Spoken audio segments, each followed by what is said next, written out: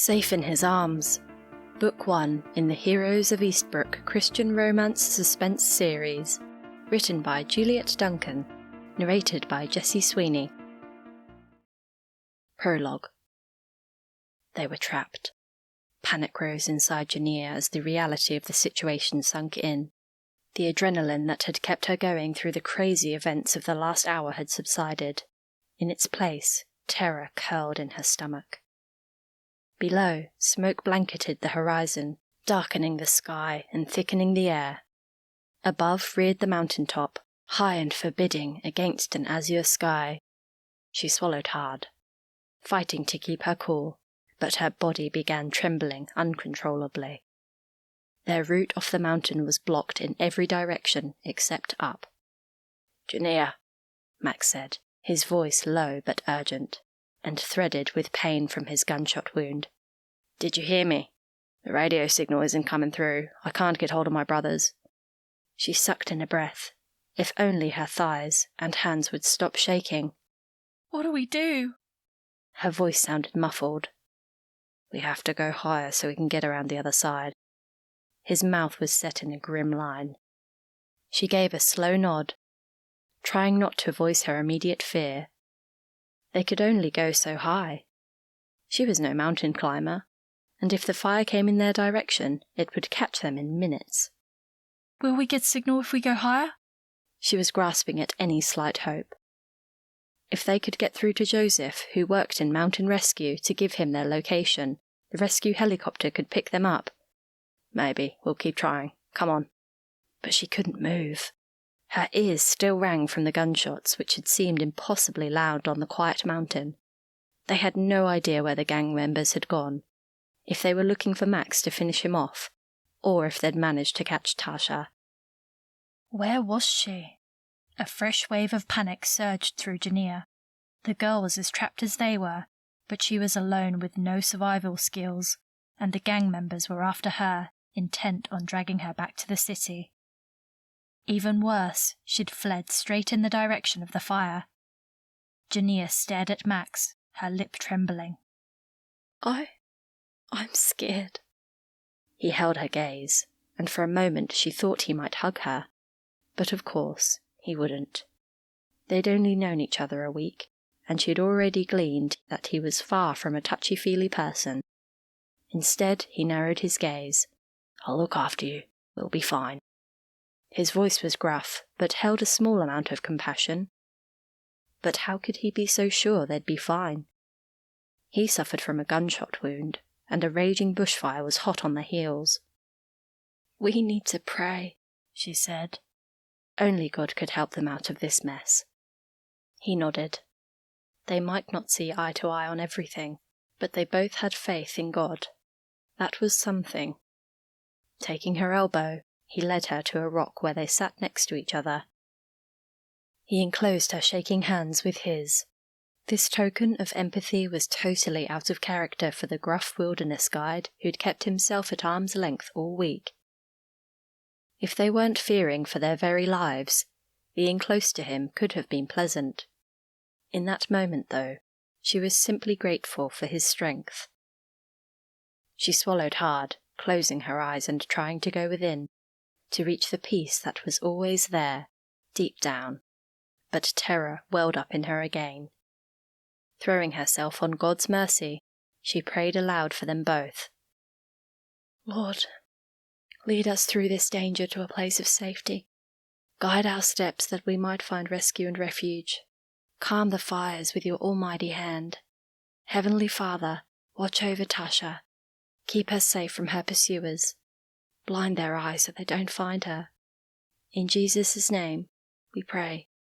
Amen." "Amen," Max echoed.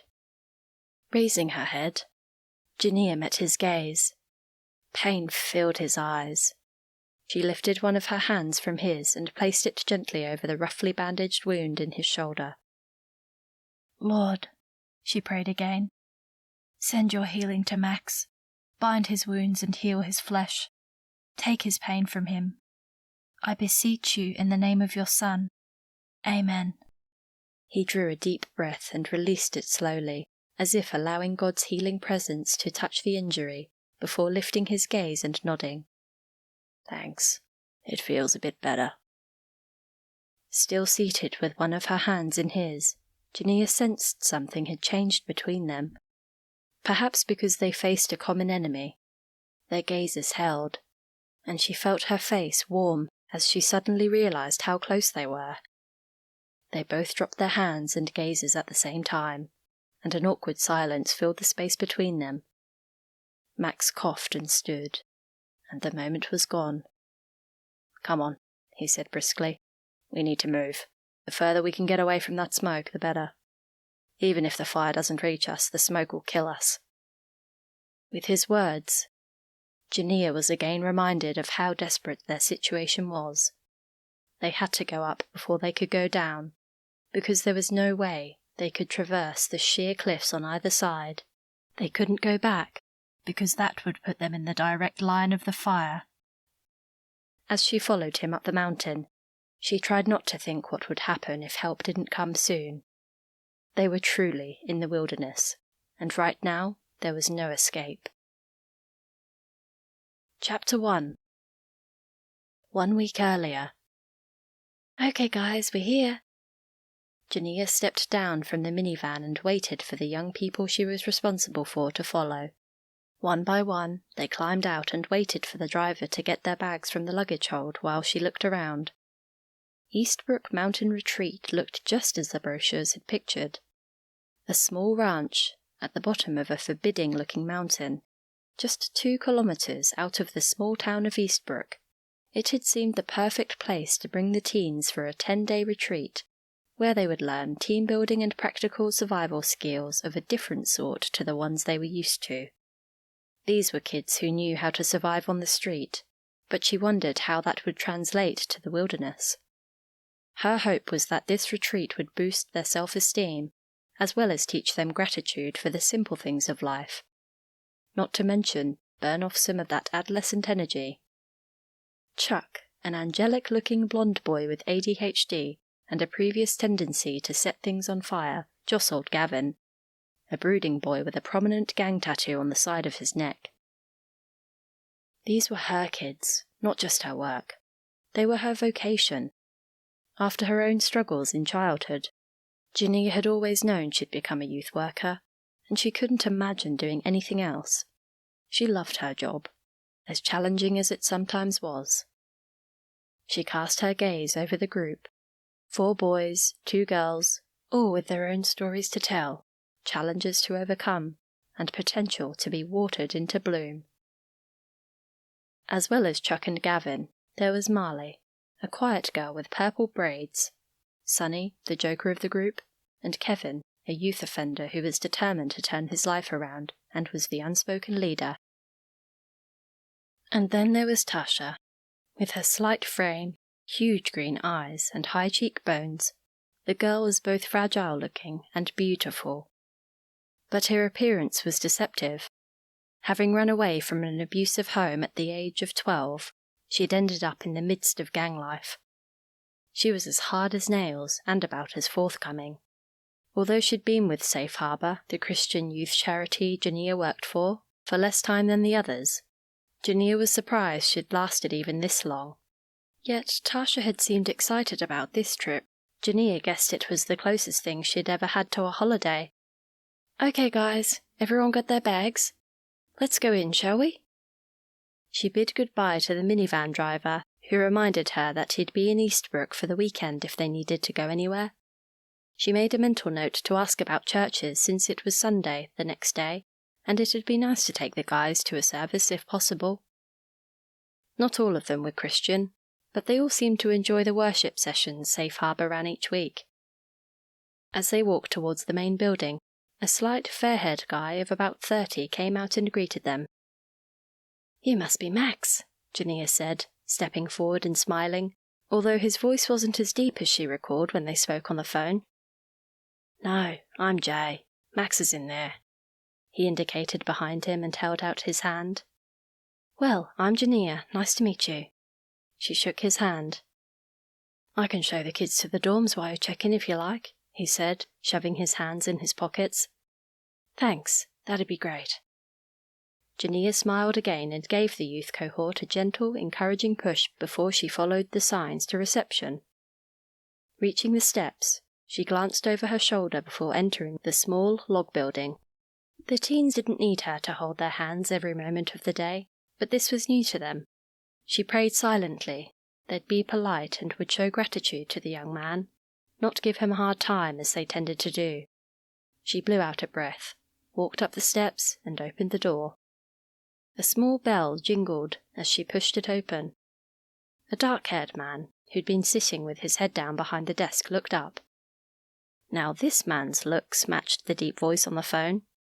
With dark hair, piercing blue eyes, sensual lips that were at odds with his chiselled face, and a wiry, muscular frame.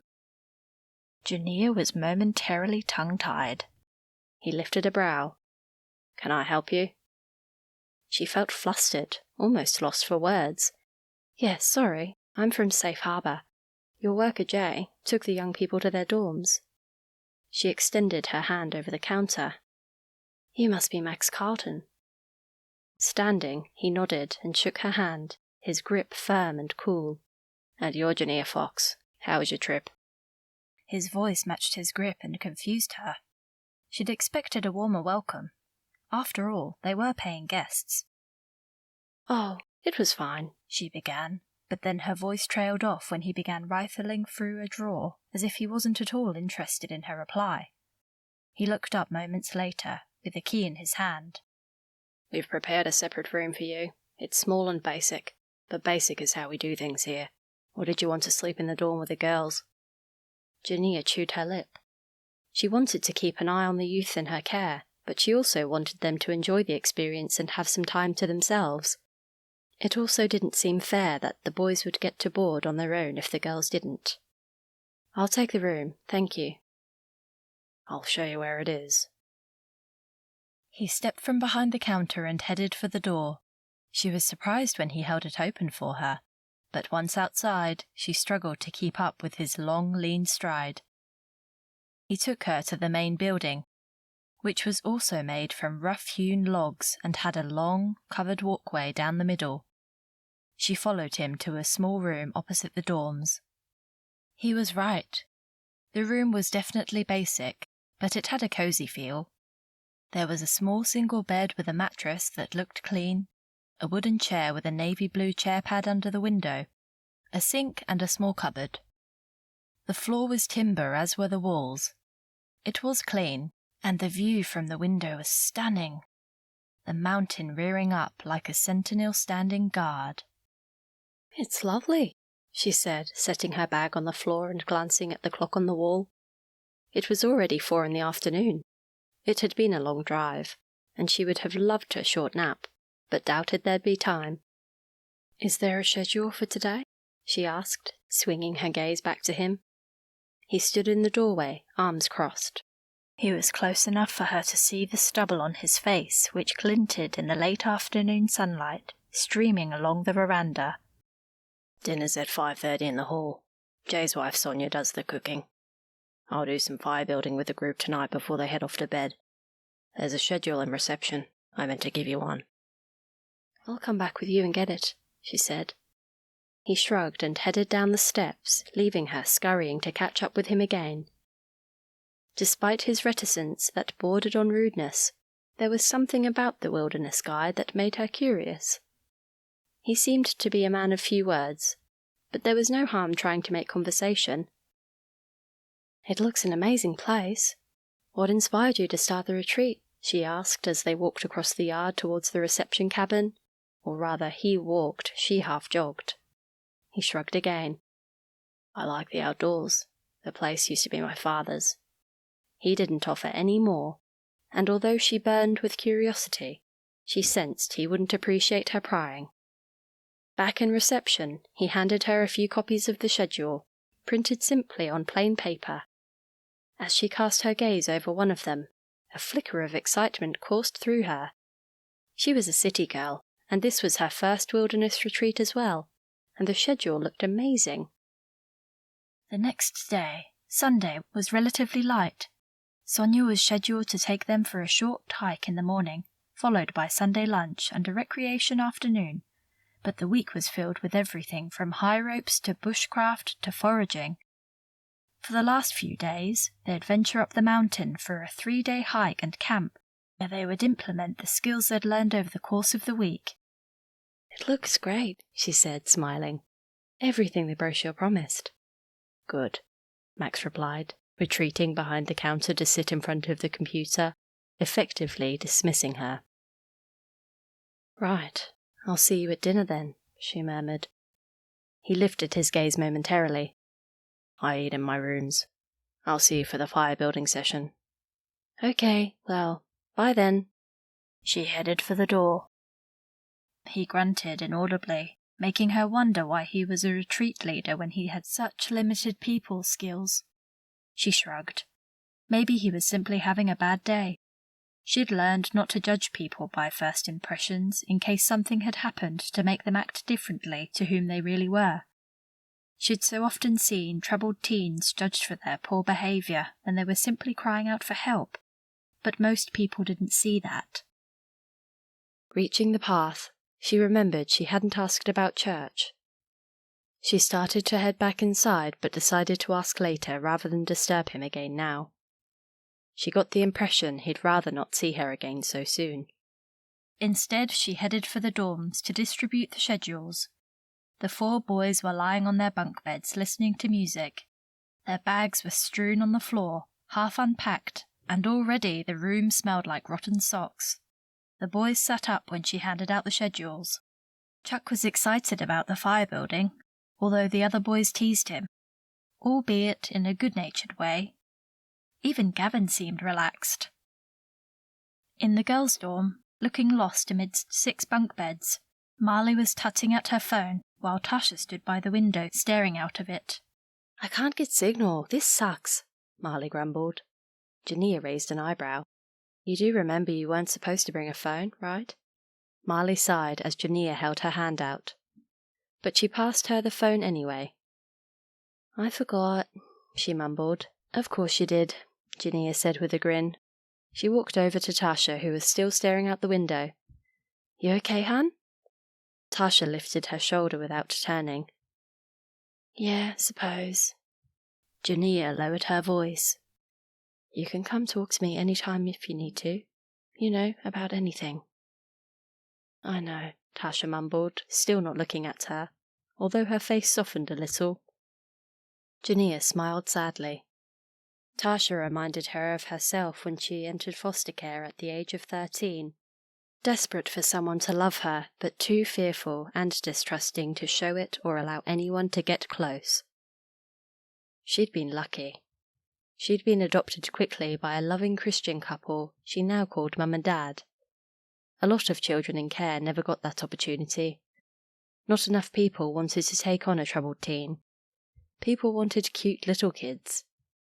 She left the schedules on a spare bunk bed and returned to her room to unpack and prepare for dinner, wondering just what the next 10 days had in store. They were gathered around the fire pit, a collection of wood stacked on one side. Max studied the faces in front of him. The boys looked curious and ready to learn some skills. The girls, less so. That was fairly typical. City girls often had little interest in wilderness pursuits, but if they ever got lost in the wild, the elements were no respecter of gender. This evening was simply an introduction to fire building. Later in the week, he'd teach them about gathering materials.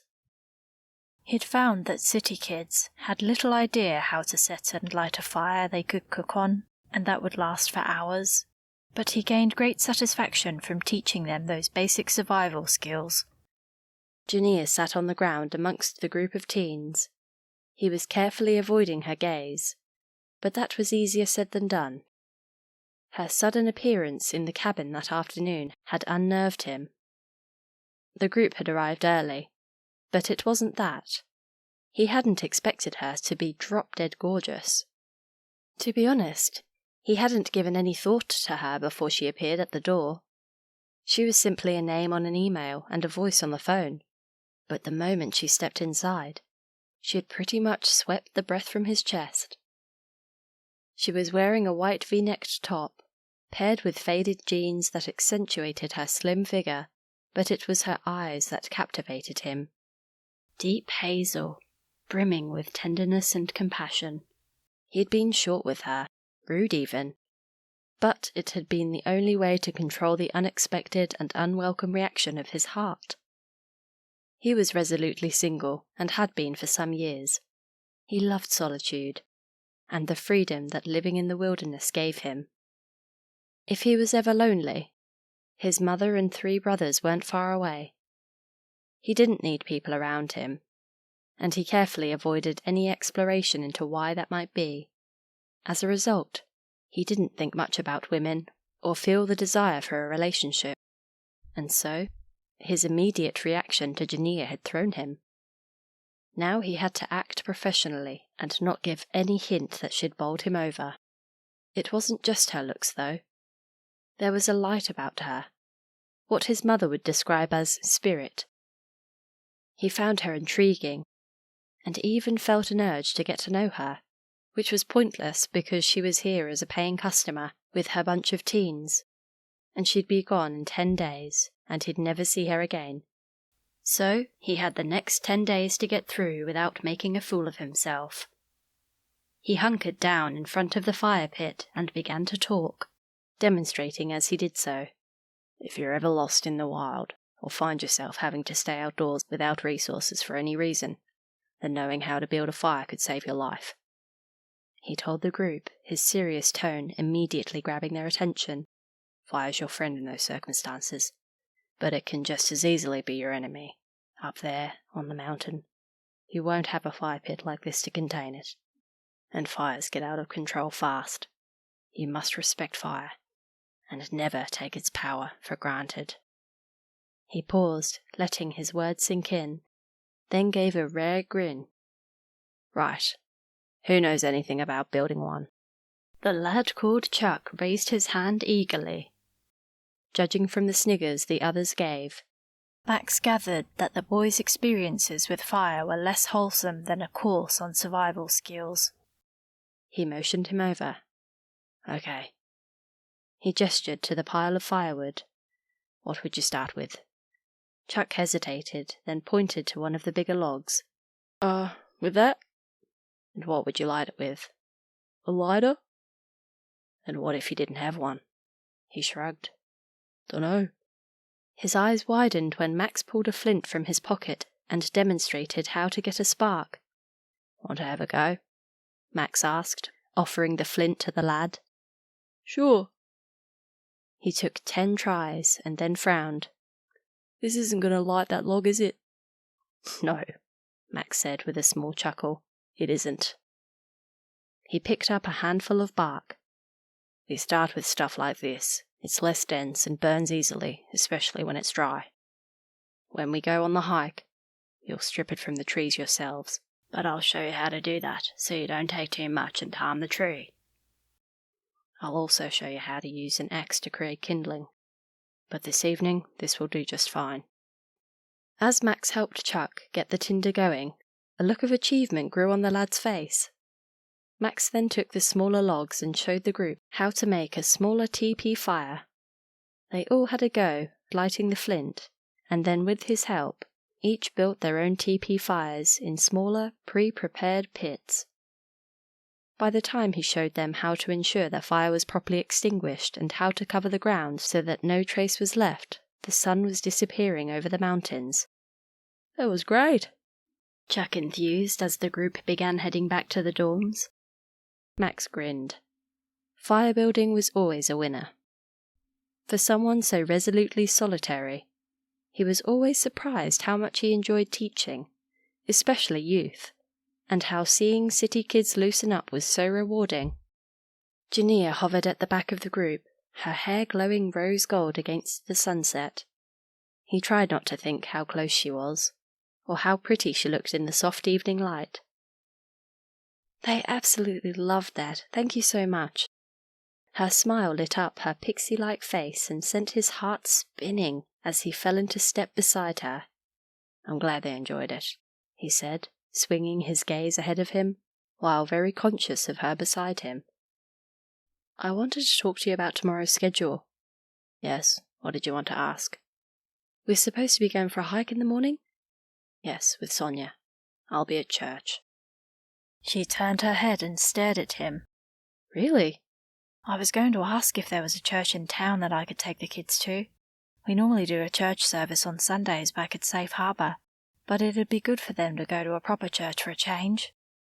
That is, if you're happy for us to tag along. Although we're supposed to be going on the hike. We couldn't change that, could we?" He blinked. How had this happened? She was intending on bringing the teens to his quiet little church? What would everyone think? But that wasn't the real problem. She'd be with them. He raked his hand across his head and met her gaze. "Ah, I guess it would be okay. We could change the hike to the afternoon." "That would be great, thank you." She smiled, then an awkward silence followed as they stared at each other for a moment. He quickly averted his gaze and breathed a sigh of relief as the dorms came into view. "Good night." He lifted his hand as he veered towards his cabin. "Oh, okay then, good night." She sounded miffed. He didn't blame her. He'd been rude again. But what else could he do? He was way out of his depth. As he walked off, he felt sure she was staring at his back. Chapter 2. After the teens were settled for the night, Jania spent some time praying for them before she too turned her light off and tried to sleep. But it didn't come quickly or easily. The bed was narrow and hard, and with no traffic noise, the silence was deafening, broken only by the occasional hoot of an owl. After half an hour, she put on some quiet praise and worship music and finally drifted off. The following morning, a shard of sunlight beaming through the flimsy curtain woke her. Sighing, she checked the time on her phone. It had just turned 5. No wonder it felt like she'd just gone to bed. Hoping for a few minutes more of sleep, she squeezed her eyes shut, but it was useless. She was awake, and her mind was active. Climbing out of bed, she stretched and slipped on a pair of jeans and a pink t-shirt. According to the schedule, breakfast was at 7, although Max had told her it was self-serve, so there was plenty of time to take a walk and have a quiet time. After grabbing a light jacket, she headed outside with her Bible in hand and breathed in the crisp mountain air. It smelled of pine needles, damp moss, and a hint of smoke. Dappled sunlight filtering through the trees cast a gentle light on the sleeping earth. It was such a peaceful time of day, especially when no one else appeared to be up. The previous afternoon, she'd noticed what looked like a bush chapel. It wasn't far, only a 2-minute walk from the main centre along a gravel path, so she headed in that direction.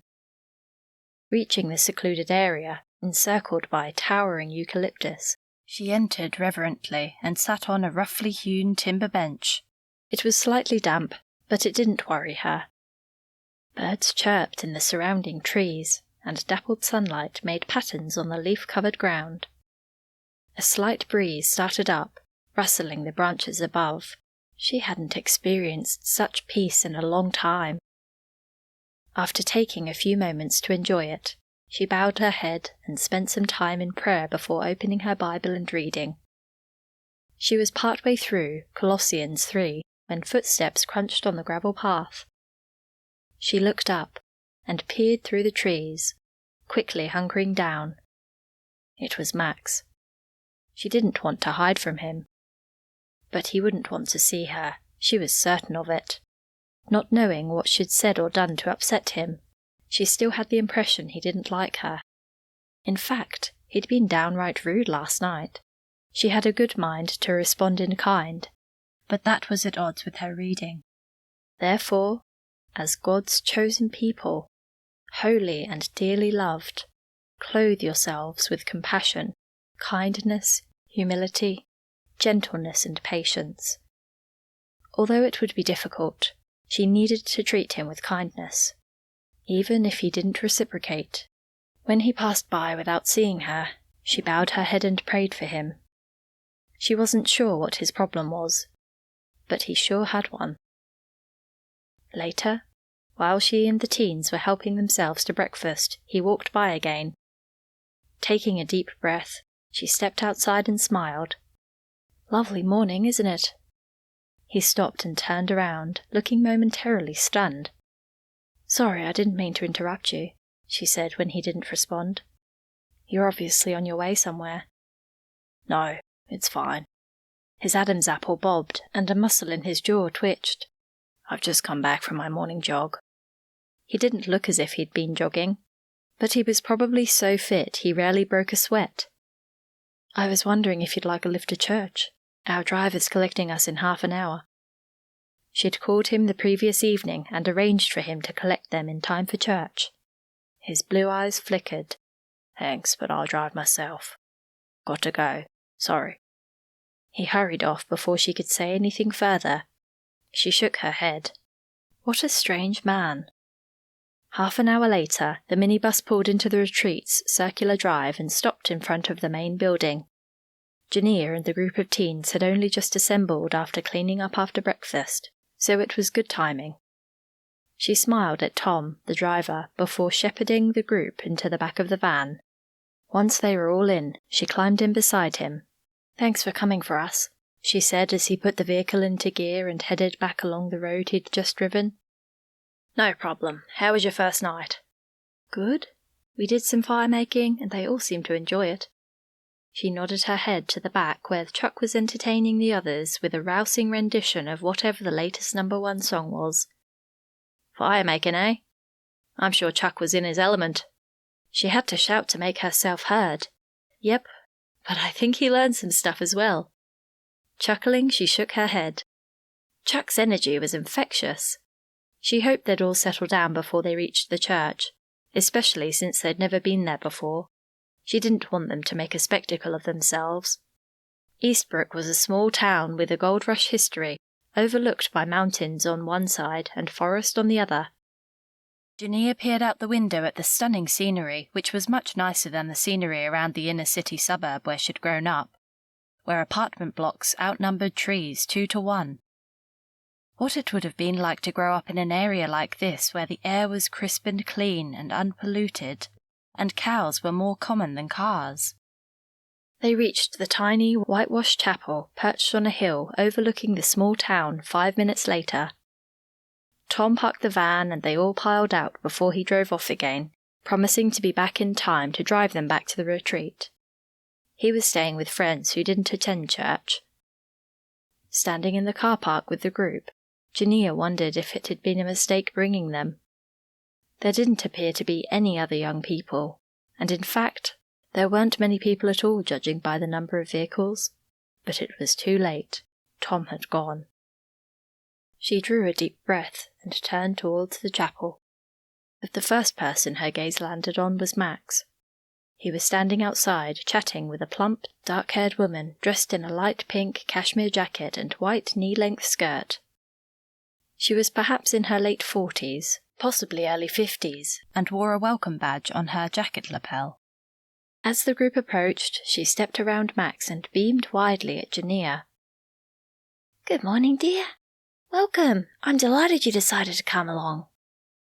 Jania's brow shot up as she glanced at Max. How did this woman know they were coming to church that morning? Had he told her? He cleared his throat while she took in his stubble and brilliant eyes. "Jania, this is my mother Jean." She swung her gaze back to the woman. Yes, there was a family likeness. Jean had the same full lips and dark hair as Max. But that's where the likeness ended. He must take after his father. Not that it mattered. Did the older Mr. Carlton attend church as well? It was strange. From the way he'd behaved so far, she was surprised that Max came from a religious background. But then, this was a small country town, and perhaps it was normal for folks to attend church out of tradition, as opposed to conviction or belief. Introducing herself and the young people to Jean, Jania was pleased her protégés were on their best behaviour. They smiled and greeted Jean politely, including Tasha. Although her smile didn't quite meet her eyes. She looked brighter than she had the night before, though, which was promising. They were about to go inside when a man who resembled Max walked up, hugged Jean, and turned to Jania with a grin. "You must be the new guys up at the retreat. I hope my big brother's treating you well." The man slapped Max on the back and chuckled. "He taught us to build a fire," Chuck piped up. "Like a proper one, not with petrol." The man's eyes widened before his expression turned into a grin. "I'll know where to look if there are any unexplained fires in Eastbrooke then." Chuck's face grew red, and when Jean said, "Rob's our deputy chief of police in Eastbrooke," his eyes darted wildly. "Oh, really? How interesting. I imagine it's quiet here, though," Jania said quickly, rescuing Chuck, who now looked as though he wanted the ground to open up and swallow him. Rob smiled, his eyes twinkling. In spite of the physical similarities to Max, his personality was clearly different. "Most days, but when things happen, they happen. It's never dull." "Eli's in the force too," Jean said as two other men approached, both with chestnut hair and broad shoulders. "And Joseph's head of mountain rescue." "Yes," said the man who must be Joseph. "So if Max gets you lost, don't worry." Max glared at his brother, straightening to his full height. "I never get lost. I'm a wilderness guide." "That's true," Joseph said good-naturedly. He walked into the church, followed by Rob and Eli, who cast his gaze over the group of teenagers and nodded at Jania as he went inside. "Shall we go in?" Jean said. "I don't think anyone else will be coming." Jania blinked. Surely the church didn't consist only of Max's family. Jean led the way, motioning for the teens to follow her. Jania walked along behind them, Max beside her. "Your family seems lovely," she whispered. He nodded but didn't respond. "Does your father come to church too?" she asked. "He's dead." She almost tripped over her feet. She started to apologize for being insensitive, but Max had already strode ahead, making a beeline to the front of the church where his brothers waited. Glad to see that more than the Carlton family filled the remainder of the pews, Jania directed her group into the back row, shaking her head at Gavin when he sat heavily inside with exaggerated boredom. "Shush, Gavin," Marley tutted before Jania could say anything. "The rest of us voted to come. Deal with it." Jania hid a smile as she sat next to Tasha, who was looking around the small church with interest. "It's different to the church building at home," she said. "It's pretty." Jania nodded. The stained glass windows and old-fashioned pews made it very different to the stark community building they used at Safe Harbour. "It is," she agreed, trying not to let her pleasure show at hearing Tasha refer to Safe Harbour as home for the first time. It was the first safe home the girl had experienced, and Jania hoped that her use of the word was an indication that she was starting to gain some trust in them. Tasha peered up at the stained glass, looking suddenly childlike and much younger than her 15 years. "It's lovely," she said softly. "They've even got angels." Jania nodded again, not wanting to say anything to interrupt the girl's obvious pleasure. "Jania?" Tasha asked hesitantly. "What is it, Tash?"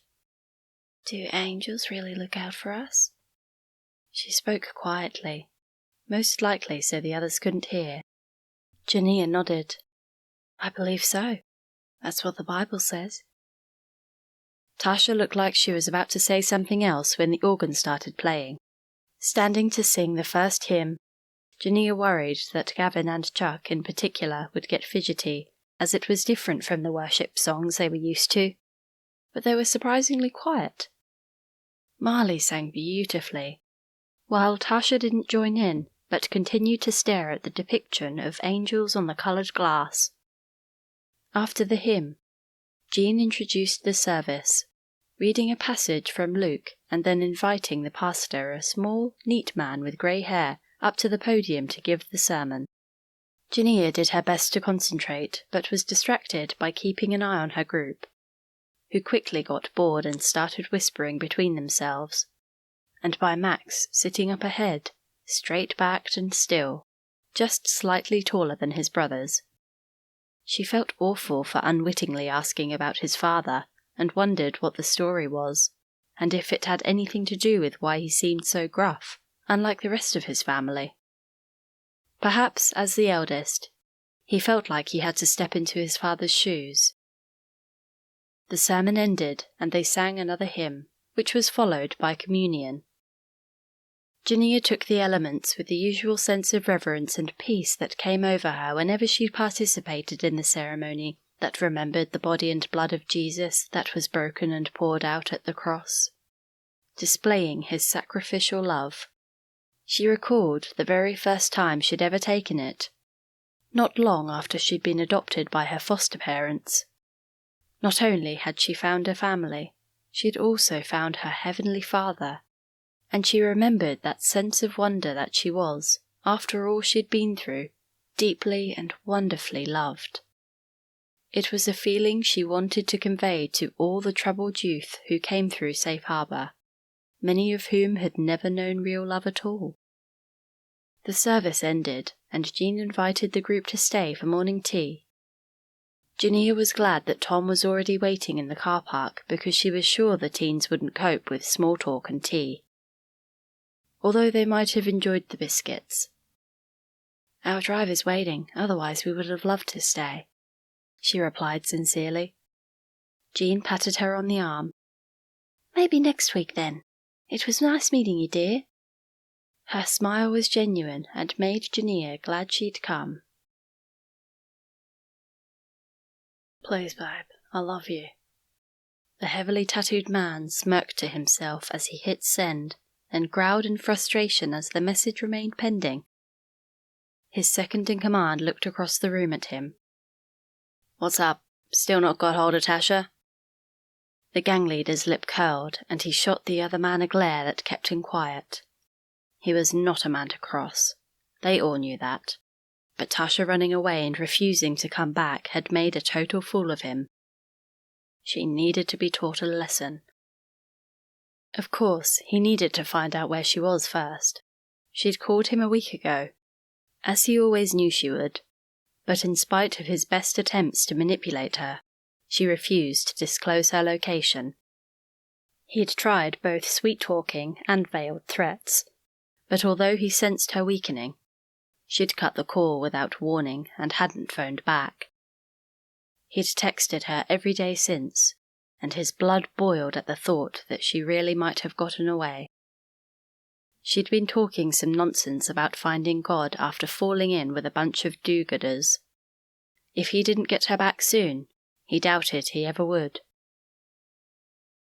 There were always plenty of girls, a never-ending supply so desperate to be loved they'd believe any nonsense he gave them.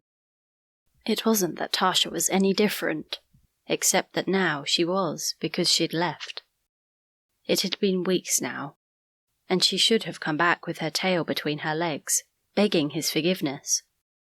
She was making a fool of him, and he couldn't afford to let that go unpunished. "She'll be back," he said with more confidence than he felt. What if she'd gotten rid of her phone? He'd track her down. There were only so many church projects that dealt with girls like her. But then he would risk being arrested. And he'd promised himself a long time ago that he'd never return to jail. Tasha was underage, and he knew what the penalties were for exploiting a minor.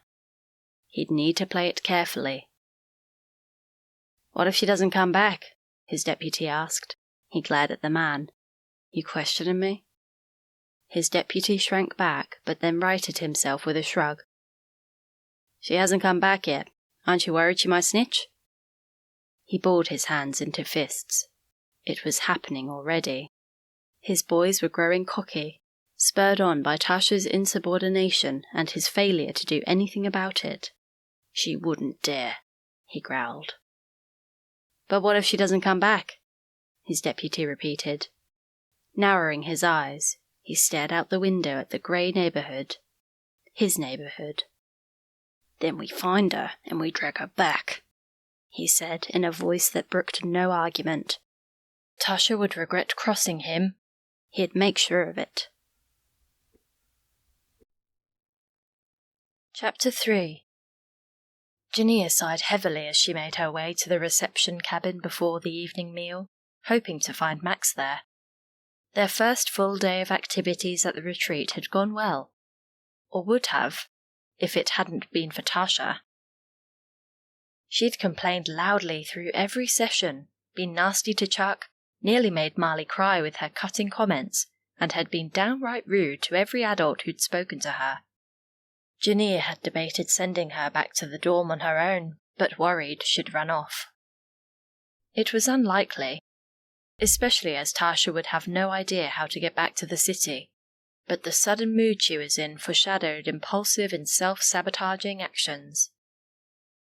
It was heartbreaking because Tasha had seemed so different the day before. Church had left her quiet and reflective, and Jania had hoped that signified some positive change. 2 steps forward, 1 step back was part of Tasha's pattern, and so perhaps Jania should have expected this. But she still felt uneasy, wondering if Tasha was building up to something. Jania reached the cabin and knocked lightly on the thick wooden door. Despite his aloofness, she felt a fluttering in her stomach as Max's deep voice told her to come in. She stepped inside, and for a moment thought she detected a smile on his face. But it was so fleeting, she wondered if she'd imagined it. "Is everything okay?" he asked with a slight frown. "I just want to apologize," she began, hovering in front of the desk. "Tasha was so rude today, and she spoiled the day for everyone. I've tried to speak to her, but she doesn't want to listen." She paused, sighing heavily. "The rest of the kids really enjoyed it, though. You're a great teacher." This time a small smile did tip his mouth. "Thanks, but don't worry. We've had much worse than Tasha here. Last year a group of rich kids from some posh school came, and they were the most badly behaved group we've ever had. She'll settle down." When Jania didn't answer, he looked at her astutely, lifting his brows slightly. "You don't think so?" "I'm worried about her." Jania blew out a breath. "She's conflicted, but she won't talk about it, which for her is dangerous." Max nodded towards the stool in front of the desk. "Sit down and tell me her story. But first, do you want a hot drink?" Pleasantly surprised by both his interest in Tasha and his hospitality, Jania accepted his offer as she climbed onto the stool. Her feet didn't reach the ground, so she hooked her boots onto the rungs and started talking as Max fixed the drink. "She's got a sad story. She came to us after running away from foster care and getting involved in a gang. She could have been sent to a government facility for juveniles, but I'm glad she came to us instead." He shook his head as he set a cup of hot chocolate in front of her, made of real cocoa. The smell made her mouth water. "No parents?" he asked. "Her mother died and her father disappeared when she was young. She hasn't had it easy, and so we try to be as understanding as possible. Her social skills were never going to be great, but her attitude today was something else. She worries me." Leaning against the wall with his arms crossed, he eyed her carefully. "There's something specific you're worried about, isn't there?" Jania nodded slowly, choosing her words carefully so as not to compromise Tasha's safety. She replied, "We think she was involved with a gang leader. Perhaps not sexually, she's underage. Although that doesn't always matter to these people. But certainly she developed an emotional dependence. If you've never known a real family, then gangs can seem like a substitute." Max's eyes softened. He seemed more empathetic than she'd initially given him credit for. "I can see why that would happen. So you think she'll go back?" Jania shrugged. "It's a possibility, and it's happened with her before. Although not while she's been with Safe Harbor. I could be wrong. Maybe she was just having a bad day today, but I get a feeling for these things." Max nodded thoughtfully and stared out the window before swinging his gaze back to her. "What's she good at? What does she like doing?" Jania blinked at the change in conversation. She always says when she was young she wanted to be a vet and that she loves animals. He drummed his long fingers along the windowsill. His hands were brown and calloused, hands of an outdoors guy. I sometimes do a trekking class, identifying animal trails and such. I could do something on it tomorrow, just the basics, and give her a task. Team leader even. She might feel more engaged. He paused a moment. Maybe she was out of her depth today. His sensitivity surprised Jania. Clearly she'd underestimated him. She smiled. That's a really great idea. Thank you. He shrugged offhandedly. I've been doing this for a while. You get a feel for how to manage teenagers, although I certainly couldn't do it all the time. I really admire people who do the work you do. Jania's cheeks warmed. I can't imagine wanting to do anything else, she said honestly. My youth worker made such a difference to me that I knew from a young age it was the job for me. As soon as the words were out of her mouth, she realized she'd revealed much more about herself than she'd meant to. Max's eyes were kind as his gaze held hers. You had a similar background? He asked softly. Despite her initial uncertainty about him, she instinctively felt safe in his presence. Nothing as brutal as Tasha's, she said, deflecting her gaze to her hands. But I was in care after my parents died. I was angry and rebellious, and could so easily have gone down a similar path. But like I said, she lifted her gaze. I had a great caseworker, and she placed me with a Christian family who adopted me. Being part of their family completely changed my path. Since then, I knew I wanted to do something similar. Max nodded with approval. Warmth flowed through her, but as she sipped her hot chocolate, she hoped that her pleasure in his affirmation wasn't obvious. For some reason, she wanted to impress him. Perhaps because she sensed he wasn't easily impressed. But she didn't want him aware of it. You weren't a Christian before you were adopted? He asked. She shook her head. No, I don't remember much, but I think I only ever went to church once. My parents never talked about faith, so I don't know what they believed. But they were good people. Well, at least she thought they were. Her memories were tainted by imagination, and sometimes she had trouble discerning what was real and what was imagined.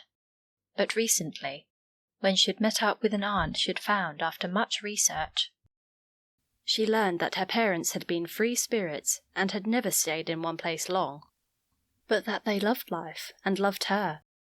It was a pity they accidentally overdosed on drugs and died. A shadow crossed Max's face. She guessed he was thinking about his own father. Not wanting him to withdraw again, she changed the subject. How about you? You seem involved in the church here. He nodded. We were all raised with faith, so I've never known anything different. My mother's devout, as well as my brother Joseph. Rob just goes through the motions, I think, whereas Eli is. He scratched his head. Resentful. There was a story there, Jania sensed. And you? She asked, holding his gaze. He hesitated before answering, his expression guarded. I believe, he said quietly, although I've always felt closer to God outside in his creation than in church, even as a kid. You've always loved the outdoors, then? She asked, pleased when his face lit up. Obviously this was an easier topic of conversation for him. You bet. Out there, on the mountain, I feel a part of everything, aware both of how small and insignificant I am, and at the same time such an integral part of God's creation. It's where I do most of my praying. He abruptly fell silent, looking faintly embarrassed. She smiled with encouragement. I think that's beautiful, she said honestly. I've never had that much access to the outdoors, not like this, really in the wild. I'm finding it therapeutic.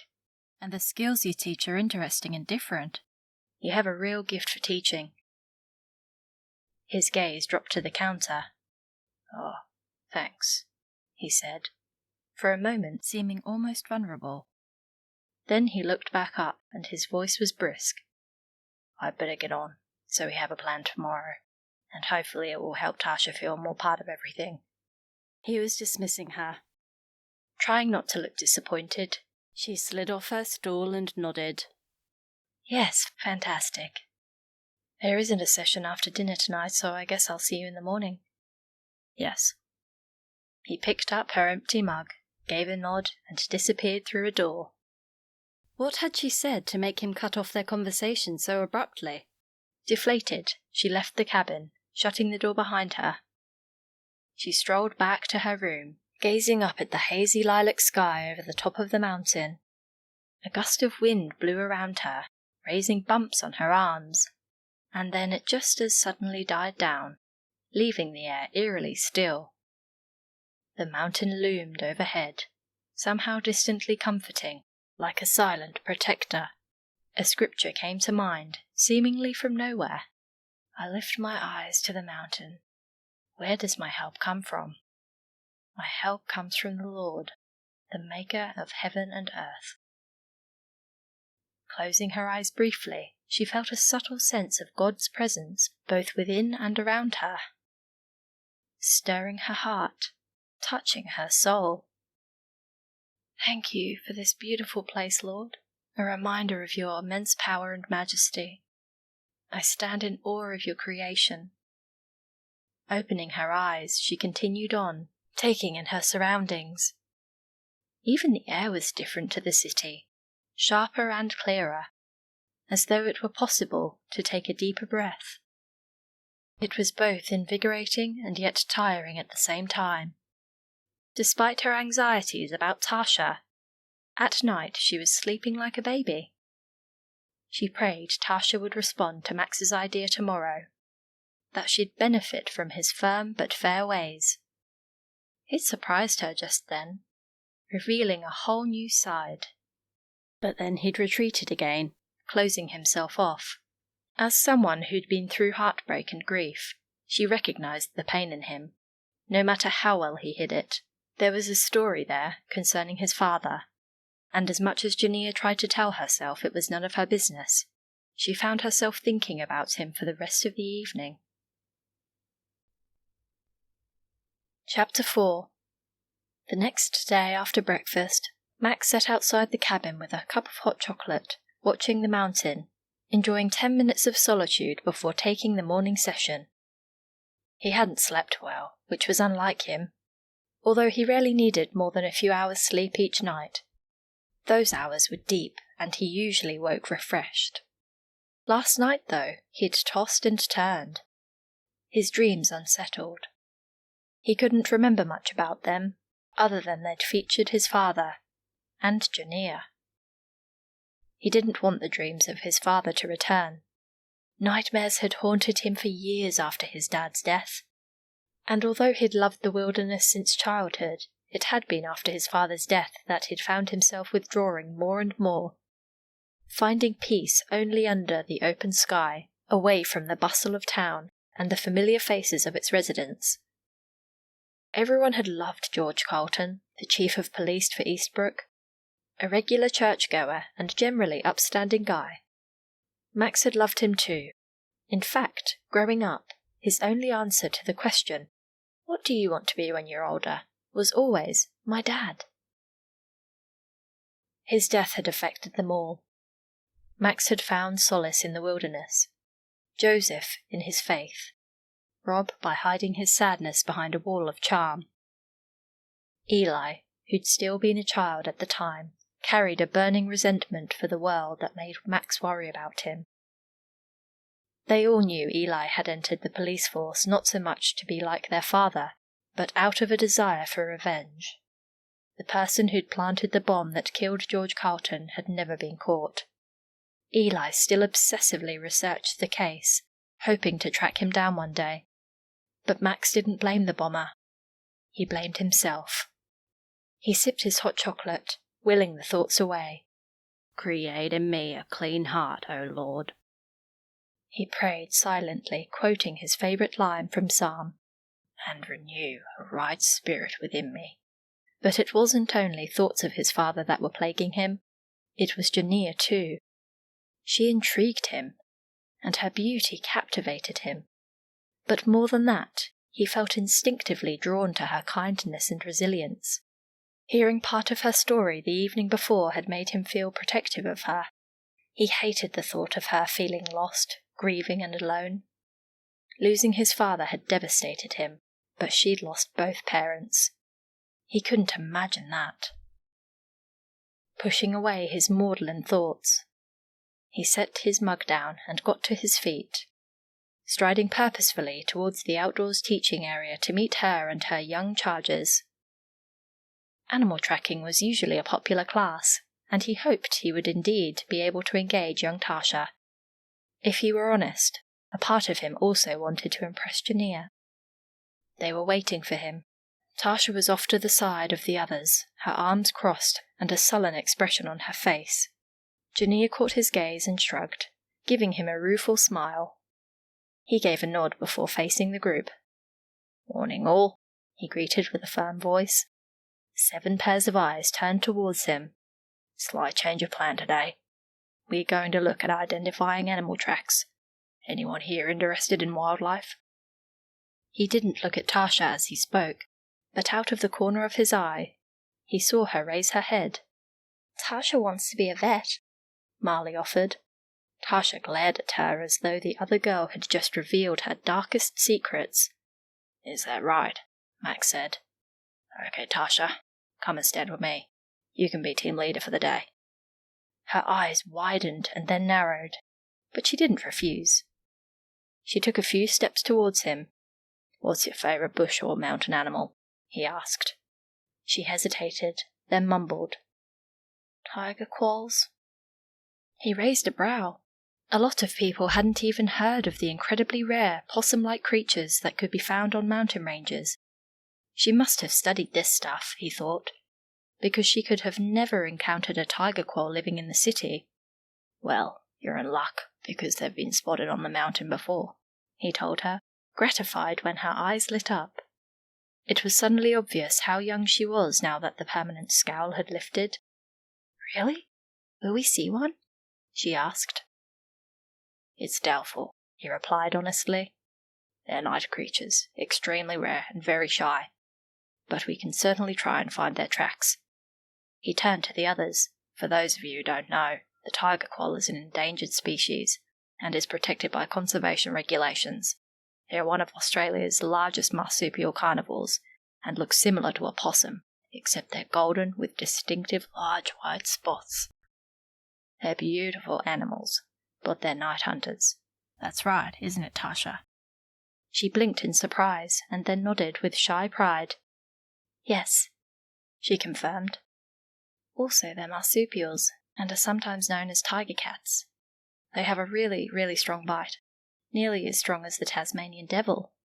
She blushed and fell silent, peering up at Max through her fringe. He sensed her need for approval and smiled encouragingly at her.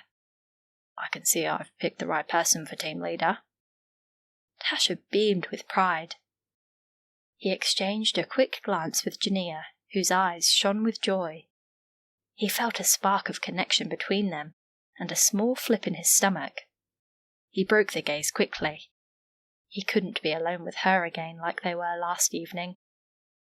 She was beautiful, captivating, a truly good soul, and therefore dangerous to his carefully guarded heart. He continued with his talk, telling the group about the other animals they might encounter, and describing their prints and scat, which predictably resulted in questions from the boys and murmurings of gross from the girls. Then he took them for a walk at the bottom of the mountain to see what they could identify, letting Tasha lead the way with him, while Jania stayed at the rear to ensure no one was struggling. Tasha peppered him with questions all morning, her eyes glowing. Although she was disappointed when they didn't find any tracks of quoll, she announced it would be her mission for the hike. By the time they returned from their walk, she was happy and laughing with Marley, a complete change from yesterday. Jania caught up with him as they walked towards the dining hall as it was time for lunch. The teens had run off in front, no doubt starving. "That was amazing," I've never seen her so enthused about anything. Thank you so much." He looked away, not wanting her to see just how much her compliments pleased him. "It's my job," he said shortly. "Yes, of course." She sounded deflated. "Well, thank you anyway." He'd been too short with her. Rude again.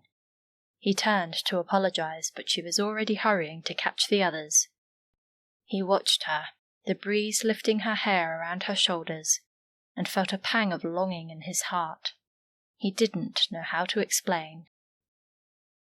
"She's very beautiful, that youth worker," Joseph said to him later as they sat in front of the wood burner in his cabin. When he was on the mountain rescue night shift, Joseph often visited. Although all the brothers were close, it was Joseph whom Max felt most affinity with. Like him, Joseph loved the outdoors and connected it with his faith. Max frowned. What had prompted his brother's sudden observation? Was Joseph attracted to Jania? The surge of possessiveness that ran through him took him by surprise. He narrowed his gaze. "Yes, she is," he said warily. "What made you say that?" Joseph smiled. "I could tell how carefully you were avoiding her at church on Sunday. You like her, don't you?" Max shifted uncomfortably in his seat. Joseph knew him too well. So there was little point in denying it. "She intrigues me," he admitted. "She's so devoted to the youth she works with, and seems so genuine, and totally unaware of how beautiful she is. Of course I've noticed her. I'm only human." He could hear the defensiveness in his tone. Joseph raised an eyebrow. "But?" "But what?" "Well, I'm obviously making you uncomfortable." "Yes, you are," Max snapped, annoyed at his younger brother's attempts to needle him. "She's a customer at the retreat. Talking about her like this is inappropriate." Joseph pursed his lips. "I don't objectify women, you know that. It's just, I've never seen you unsettled by a woman before. Maybe it's God's will she's here right now." "I don't know what you mean." Max stared into the fire, not wanting to contemplate what it might mean if his brother were right. If God had meant for his and Jania's paths to cross. "You rarely date. You're always here. At the retreat or up the mountain." "I like it here. You of all people should appreciate that." "I do," Joseph assured him. I worry about you. You're alone too much. I know the guests here keep you busy, but in your heart, you're alone." Max felt a sudden pang of grief, a stabbing of emotion deep in his chest. His brother was right, because it was a condition that he had deliberately and carefully cultivated. He was fine with being a bachelor, and happy to leave it to his brothers to one day give their mother the grandchildren she craved. He was happy with his life. So why were his brother's words stirring the grief in his heart? "I'm not really in the mood for your psychoanalysis, Joe," he said, although he kept his tone light, hoping that a touch of brotherly humour would distract Joseph from digging too deeply into his feelings. As much as his younger brother loved working in mountain rescue, Max often thought his true calling would be as a chaplain or counsellor. Joseph had a knack for seeing inside people that often unnerved someone as self-contained and private as Max. "I just want you to be happy," Joseph said softly, "and I can't help feeling that this girl might help in that regard." Max shook his head. "She's been here 4 days, and you met her once. I think you're running away with this one." Joseph shrugged. "I just have a feeling. I could be wrong. It's how you feel that counts." He left the question in his words unspoken, while Max avoided his gaze and carried on staring into the dancing flames inside the wood burner. He loved fire, the beauty and danger of it. As if reading his thoughts, Joseph changed the subject. "Are you doing the hike at the end of the week with this group?" Max nodded. "Yes. There's not a weather warning out, is there?" "Not yet. But it's the perfect conditions for a bushfire right now. I'll be surprised if a fire ban isn't issued in the next few days. Obviously, you have put the fire pits here, but if you're on the hike..." "I'll be careful. We can do the hike without making fires if need be. It's not exactly cold right now, even on the mountain." It'd be a shame, though. Kids always love building fires. But there are plenty of other skills we can practice. Putting up the shelters is always fun. Joseph nodded. Just make sure your radio's in good working order so you do get any warnings. I don't want to have to rescue you if you get stuck. Max laughed and Joseph grinned back. It was a running joke between them. The laughter cleared the tension that had been raised by talking about Jania, and they sat in companionable silence, sipping their drinks and staring into the fire, both lost in their own thoughts.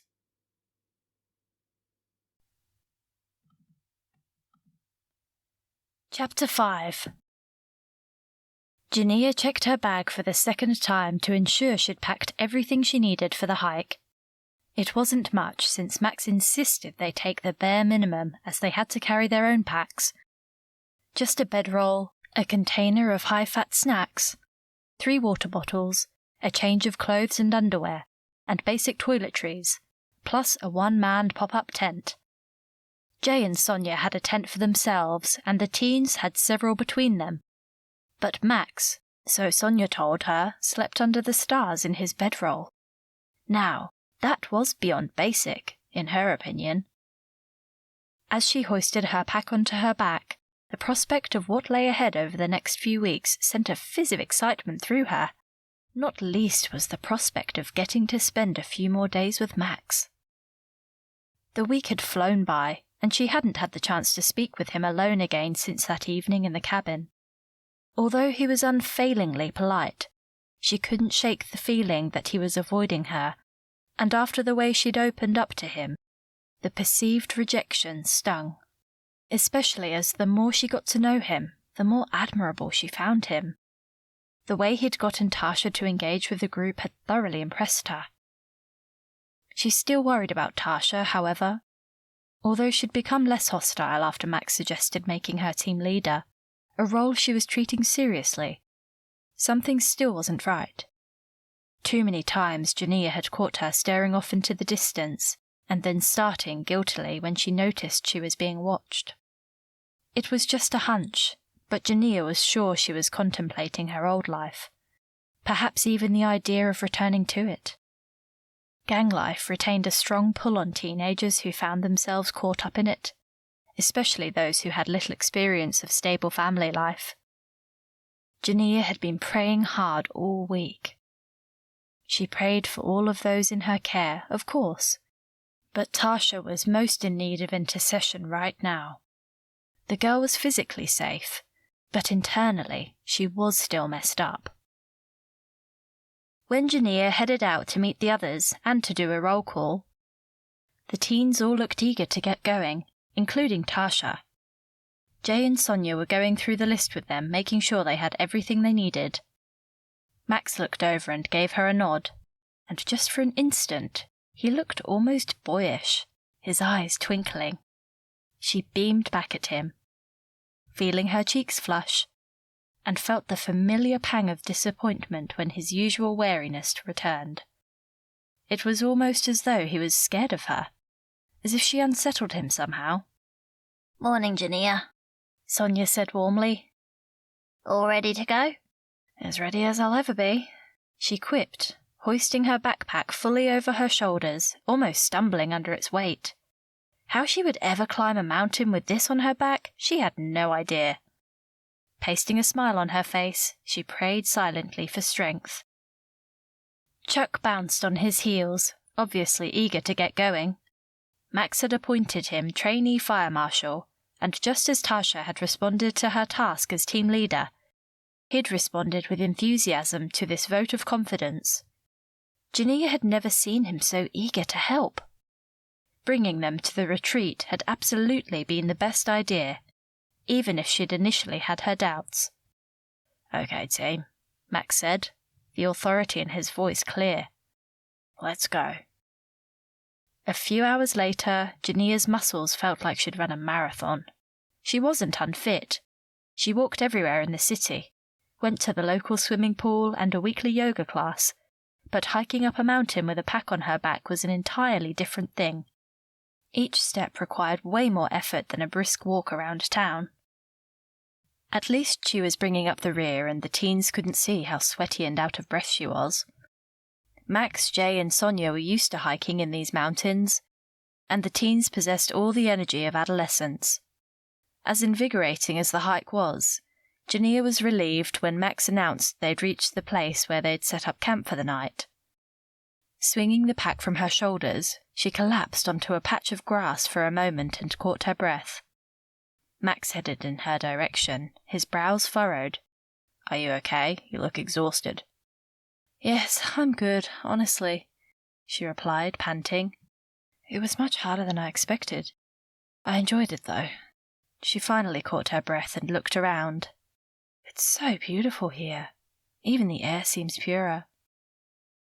He crouched beside her. "It is. It's my absolute favourite place to be, but you must say if it's getting too much. We could have stopped earlier." "Now you tell me." Laughing, she grabbed her water bottle from her bag and took a long, grateful swig, pleased with his change of demeanour. He chuckled. "Well, you'll be pleased to know we won't be walking nearly so far tomorrow. Just an hour or so in the morning to go a bit higher. Then we'll set up camp and stay there for the next 2 nights. We'll take the walk back in stages. I want the guys to practice their survival skills, not spend the entire time walking." "Sounds good to me." She took another slug of water. Max frowned. "Sip. Don't gulp. You'll get cramps. Plus our supplies need to last. Although," he winked, "we brought a bit more than needed, just in case. Most teens aren't great at rationing, especially when it's their first time." She nodded in agreement as she stretched her leg muscles. "So what's the plan for the rest of the day? A few moments resting in her tent would be amazing." "We'll have a snack and then put the tents up. That's always fun with first-timers. Then we'll split into 2 groups to find firewood and kindling, build the fires and cook dinner, and by then it'll be time for bed." She suppressed a yawn. Bedtime couldn't come soon enough. Putting up the tents was as fun as Max suggested it would be. And then it was time to collect the firewood. Jania and Sonia went with the girls, while Max and Jay went with the boys. With only 2 girls, keeping an eye on Tasha was easy. She'd shown an interest in tracking during the hike, still vocal about wanting to find signs of tiger quolls. But now she'd grown quiet and seemed unenthused. Still, Jania thought, as she yawned loudly, she could just be tired. With arms filled with kindling, the foursome returned to camp where Max showed everyone how to make a fire pit in the ground, and then Chuck lit the kindling successfully, glowing with pride when Max, Jay, and Sonia warmly praised his newfound skills. Dinner was a quiet affair. It seemed the hike had taken its toll on the teens after all, and they couldn't wait to go to bed. Once Jania had ensured they were settled in their tents, she headed for the fire and sat on the ground beside it, stretching her legs out, enjoying its warmth. The last rays of the sun were disappearing behind the mountain in a soft hue of orange. Above, the sky had turned from light blue to black, and a few stars popped out overhead. The whole vista was gorgeous and filled her with awe. Tasha had just zipped up her sleeping bag when Marley announced she was going to the toilet and wanted her to go with her. Tasha shook her head. "Nah, I've just got all snuggled up." Marley humphed and unzipped the entrance to the tent, clambered out and then zipped it behind her to keep the cold out. It had been a scorching day, but Max had already warned them that the temperatures on the mountain would drop at night. He was right, it was already freezing. The crunch of the dry leaves and twigs under Marley's footsteps receded as she headed away from the tent. Tasha should have gone with her. Marley would be scared walking around outside on her own, let alone peeing in the bushes where anything could be lurking. But right now, Tasha needed privacy. Reaching inside her sleeping bag and inside her clothes, she lifted out the mobile phone she kept hidden, the one Jania didn't know about and therefore couldn't confiscate. She held her breath as she turned it on, waiting for the screen to flicker into life and hoping she wouldn't get a signal. If she didn't, It wouldn't be her fault she wasn't answering his messages. He couldn't blame her then. But he would. She knew he would. It always followed the same pattern. He'd tell her she was his favourite of all the girls in the gang, the clever one, the one he could trust. Then she'd do something wrong, something small, but he'd say she'd been disloyal. She'd let him down and deserved to be punished. He had a way of making her feel he was right, although most of the time she didn't know what she'd done to anger him so much. But she probably did deserve to be punished, or he wouldn't do it. Would he? Not when he told her he loved her, and one day when she was older she'd be his. Part of her knew this was the cycle of abuse. They'd taught her that at Safe Harbour, and she'd recognized it straight away that his pattern of behaviour fit everything she'd learned. He was an abuser. He deliberately made her feel worthless and dependent so that she'd remain tied to the gang. But they were the only real family she'd ever known. Her heart sank as the message icon flashed on her screen. 36 new messages. Only he had this number. He'd given her the phone. It was a burner phone, and the one she'd used to help him sell his merchandise. He always said she was great at it, a proper little saleswoman. Because she looked so innocent, she could smuggle drugs in anywhere. It had been a very long time since Tasha had felt innocent. She scrolled through the messages, her mouth growing drier as she read them. His tone changed as she continued to not respond. From loving to stern, to pleading in a way that made her want to call him and tell him she was so sorry and she would never hurt him again, to outright threats. There were always threats in the end. "I'll find you, Tasha." And he would. She knew he would. He could do anything, and then what would happen? It'd be better for everyone if she contacted him, said sorry and went back. He'd beat her, but it wouldn't be as bad as what he'd do if he tracked her down. She couldn't be the person Safe Harbour wanted her to be, who God wanted her to be. They believed in her, especially Jania, and now Max. But they were wrong. She couldn't be trusted. She wasn't a good girl. He knew that. He understood. He was bad, like her. With her fingers shaking, she started to type a reply, but before she could finish, Marley returned and fumbled with the zip. With her heart hammering, Tasha quickly shoved the phone back into her trousers and hunkered down in her sleeping bag. "Are you okay?" Marley asked as she crawled over her own bag. Her headlamp was on and shone in Tasha's face. "You look like you've seen a ghost." "I'm fine," Tasha said quietly. "I'm just tired." She pulled the sleeping bag tighter. Marley's eyes narrowed as she shrugged and slithered into her bag before turning the lamp off. Tasha closed her eyes, willing herself to sleep, and put off facing it for another night. But underneath the covers, her hand was tightly clasped around the phone. Chapter 6. Max moved quietly around the campsite, checking that everything was secure. The tents were surprisingly quiet. All of the hiking must have worn the kids out. In the middle of the site, the fire still glowed in the makeshift fire pit. He headed towards it to put it out, but stopped short. Jania sat on the opposite side, staring into the flames, singing what sounded like a hymn. It didn't look like she'd noticed him. Staying in the shadows, he edged a little closer to hear better, but she looked up. He cleared his throat as he approached her. "You have a nice voice." Her cheeks were red. He guessed not only from the fire. Oh, thank you," she said, tucking some hair behind her ear. "Do you mind if I join you? I'll have to put the fire out soon." She drew her knees up under her chin, wrapping her arms around them. Of course not.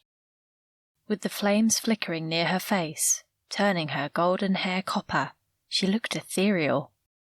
He sat beside her, staring into the fire and enjoying its warmth on his face and forearms. The kids enjoyed today. She turned and faced him. I think this hike's going to be good for them. He nodded as he poked the fire before placing another log on it. Sparks flew in the air, making a crackling sound. He hadn't planned to keep it going, but how could he pass up the opportunity of sitting in front of a fire with her? As much as he knew he couldn't get involved, she drew him in like a moth to a flame. Tasha seemed subdued tonight, he said, for want of something neutral to say. Jania sighed heavily, and he sensed her shoulders slumping. I thought so too. I'll try and talk to her tomorrow. He nodded again as he studied her face. The light of the fire revealed fine, delicate lines around her eyes he hadn't noticed before. The air around them was still, almost as though the mountain was holding its breath. Out here, in what he considered his territory, some of his usual guardedness dropped away. There was something so natural, so instinctively right, about being here with this woman. You do a really good job with them, he said, his mouth curving into an unconscious smile. She drew a slow breath and dropped her gaze. Thank you. Sometimes I don't think I do. Her gaze lifted back to his. I envy you, being able to come up here and escape from it all. His smile broadened. I've always loved this mountain. Dad used to bring me and Joseph hiking up here when we were boys. Rob and Eli too, sometimes, but they were more interested in football, and Eli was only little. He swallowed, his smile fading as old lost resurged, leaving a gnawing pain deep in his gut. Jania was gazing at him, her eyes filled with compassion, making him feel vulnerable. An odd feeling for him. You must miss him, she said softly. He swung his gaze away. It was a long time ago. I still miss my parents every day. Some losses never stop hurting. I think we simply learn to live with them, don't you? He inhaled deeply. I suppose. He couldn't tell her that it was different for him, because it had never just been grief that kept him up all night. It was guilt. He opened his mouth to say something dismissive, something tough, but instead his thoughts tumbled out, unbidden before he could stop them. The difference is, I'm sure your parents' deaths weren't your fault. There was a shocked silence before she laid a gentle hand on his arm. As gentle as it was, her touch seemed to burn through the fabric of his shirt. Do you want to talk about it? He should say no. He never spoke about it. So why would he talk about it now to a woman he barely knew?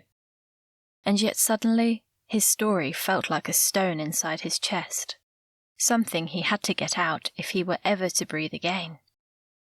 Dad was hunting a white supremacist group, he began, his gaze locked on the fire. Not that I knew that at the time. Some things about his work he obviously couldn't tell us. White supremacists? In Eastbrooke? He nodded grimly. You'd be surprised. Separatist groups love it out here in the wild since there are so many places to hide. He blew out a breath. A group of white nationals had set up home a few miles out of town. Dad got word they were an active terrorist cell, but there was no proof. They were there for months, and the whole town was talking about it. But we thought they were just some kind of commune. People trying to get back to a simpler way of life. He shrugged. I was 16. I didn't take a lot of notice. He fell silent, remembering that time, 15 years ago, and remembering his father with a stab of grief that was so sharp as to be tangible, an actual physical pain in his chest. Jania squeezed his arm, prompting him to continue. We hadn't been getting on. I was going through a rebellious stage. I felt like I was expected to join the police force like Dad, but it wasn't for me.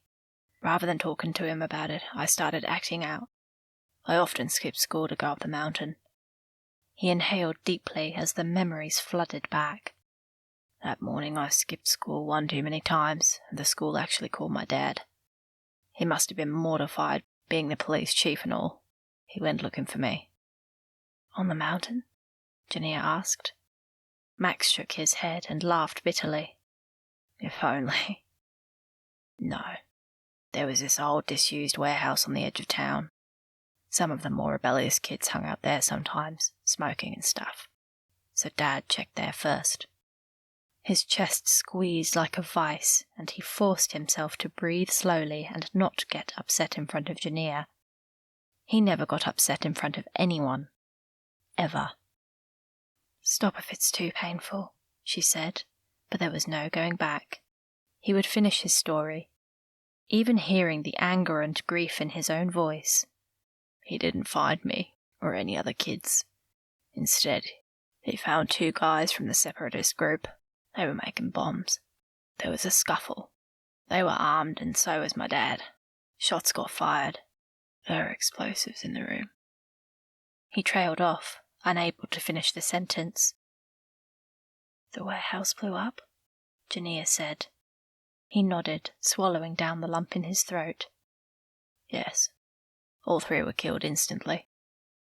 Max, she said, softly but insistently. In no way was any of that your fault. That's what Mum tried to tell me, he said dully. But it's not true. If I hadn't have skipped school, Dad wouldn't have been there, and it wouldn't have happened. It's not your fault, Jania repeated. The fault lies with the thugs who were there with the explosives, not you.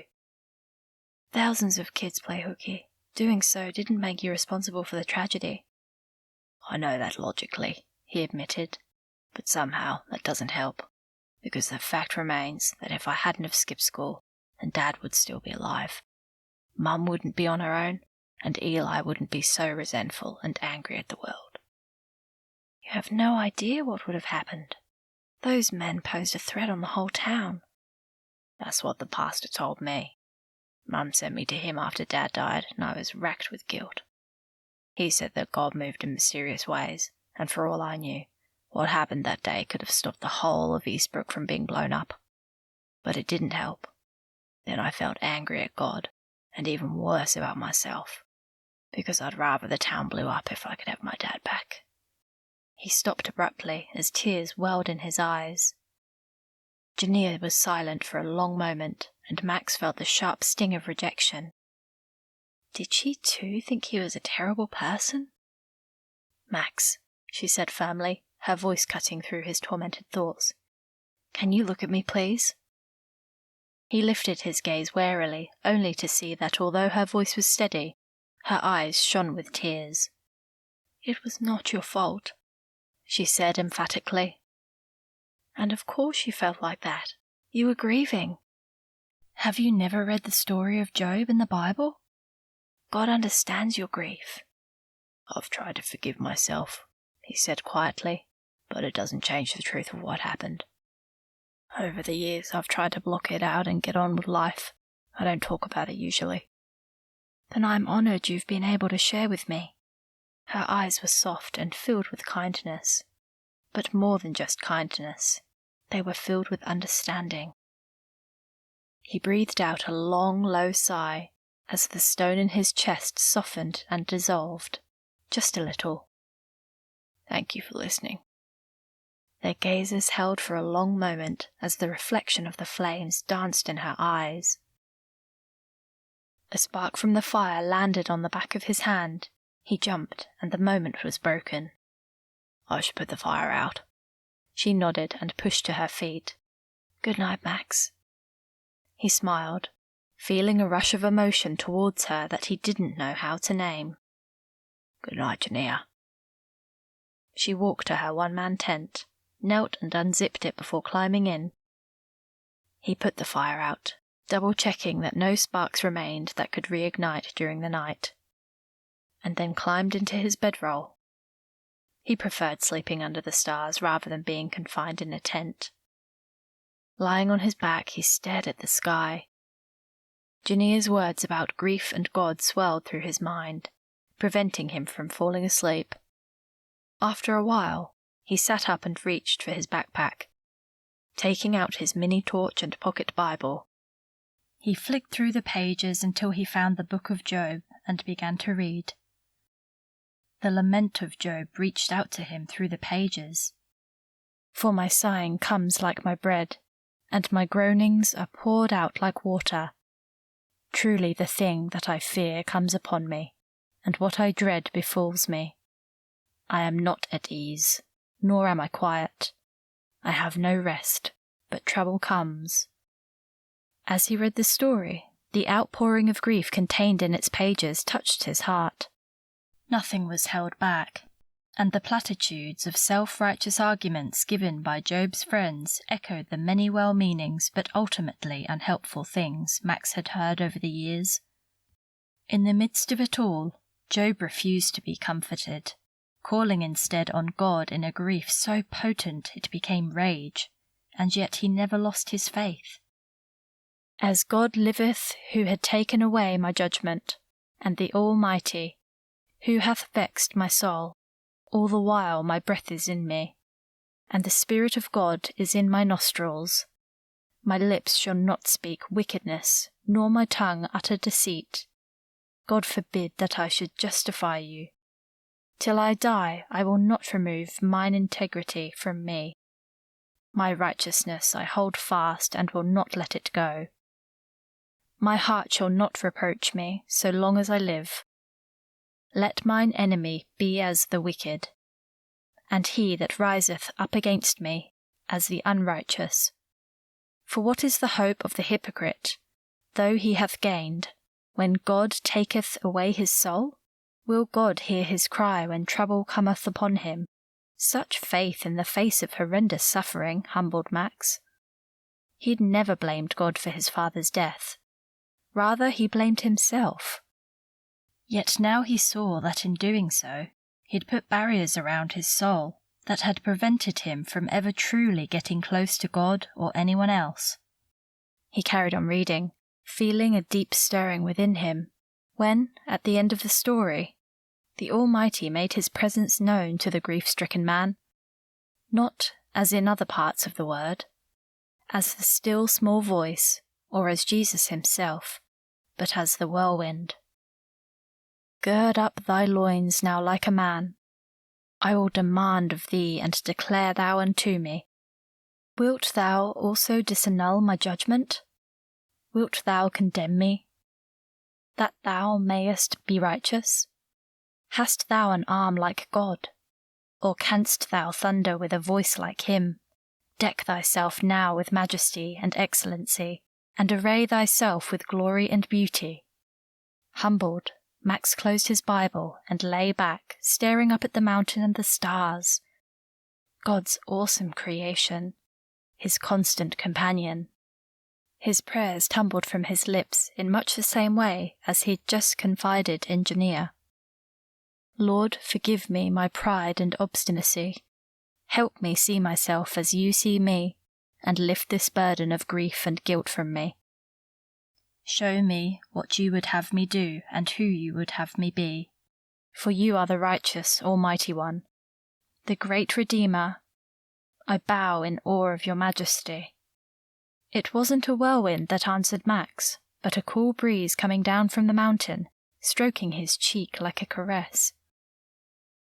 Calm settled upon him, and he had a sudden image of his father looking at him with pride. Part of the weight he'd carried for so long lifted from him. He fell asleep, feeling more at peace than he had in a long time. Of course, he had no idea this was the calm before the storm.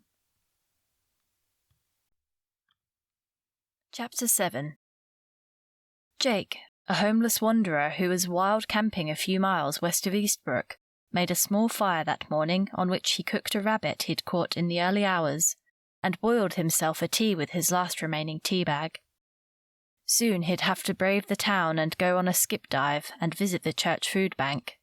He was getting low on provisions. But not today. He looked up at the blue sky, felt the wind on his cheek and smiled. He liked it out here. where his mind could be as clear as the sky and he didn't have to think about his old life, when things hadn't been so peaceful. There weren't many people here, and that was good because in his experience, people weren't usually very kind. He liked birds, though. Birds made him happy. And so when he spotted a plains wanderer, one of Australia's rarest birds, he was so distracted that he failed to pay full attention while stamping out his small fire. He walked away, still watching the plains wanderer, not noticing the tiny embers still glowing faintly on the ground. Max was already awake and contemplating breakfast when Joseph radioed through to him. He answered with a sense of urgency. If Joseph was radioing this early in the morning, there was a problem. Max, can you hear me? The signal was crackly. Any further up the mountain and they likely wouldn't be able to communicate at all. Yes, what's up? There's a bushfire a few miles outside of Eastbrooke. Seems to have started in the night. Lifting his gaze, Max stared into the distance. Joseph was right. A curl of smoke hovered on the horizon. His insides somersaulted as his thoughts immediately turned to his mother and brothers. Is it heading for town? Yes, but the whole team of firefighters is onto it, and backup's coming. Everyone's hopeful it'll bypass the town. I'm more worried about you guys. Max blew out a breath and raked his hand across his head. Okay, should we cut the hike short? We're only a few hours' walk from the ranch. Joseph was quiet for a moment before he replied. No, in all honesty, you're probably safer on the mountain than you are back there. Max closed his eyes as dread coursed through him. If the fire reached the ranch, he'd lose everything. His livelihood, his home. The thought made his pulse beat erratically. You think the fire will reach there? I'm hoping not, but things can change in the blink of an eye. You know that. Max swallowed hard. Joseph spoke the truth. Okay, what do you need us to do? Stay put, Joseph said firmly. You should be safe, but don't go any higher unless you're chased by the fire. But I doubt it will come to that. You're probably safest where you are, and rescue can come for you if need be. Give me a rough location of where you are. Max gave him rough coordinates before ending the call. He sat and stared into the distance, watching the faint curl of smoke. It seemed far away, but that could swiftly change. Perhaps it was just his imagination, but it seemed to have gotten closer in the few short minutes he'd been talking to Joseph. He had to tell the others. He went straight to Jay and Sonia's tent, tapped on the side, and when their heads appeared through the flap, he filled them in on Joseph's news. Jay's face went ashen, but Sonia was as unflappable and practical as ever. Let's get everyone up, get some breakfast on the go, and we can fill them in if we need to. There's no need to panic. We can stay here for the next 2 days, and if there's a problem, Joseph will get mountain rescue out to us. As long as everyone stays together and stays put, then there's no need to worry. Max nodded. She was right.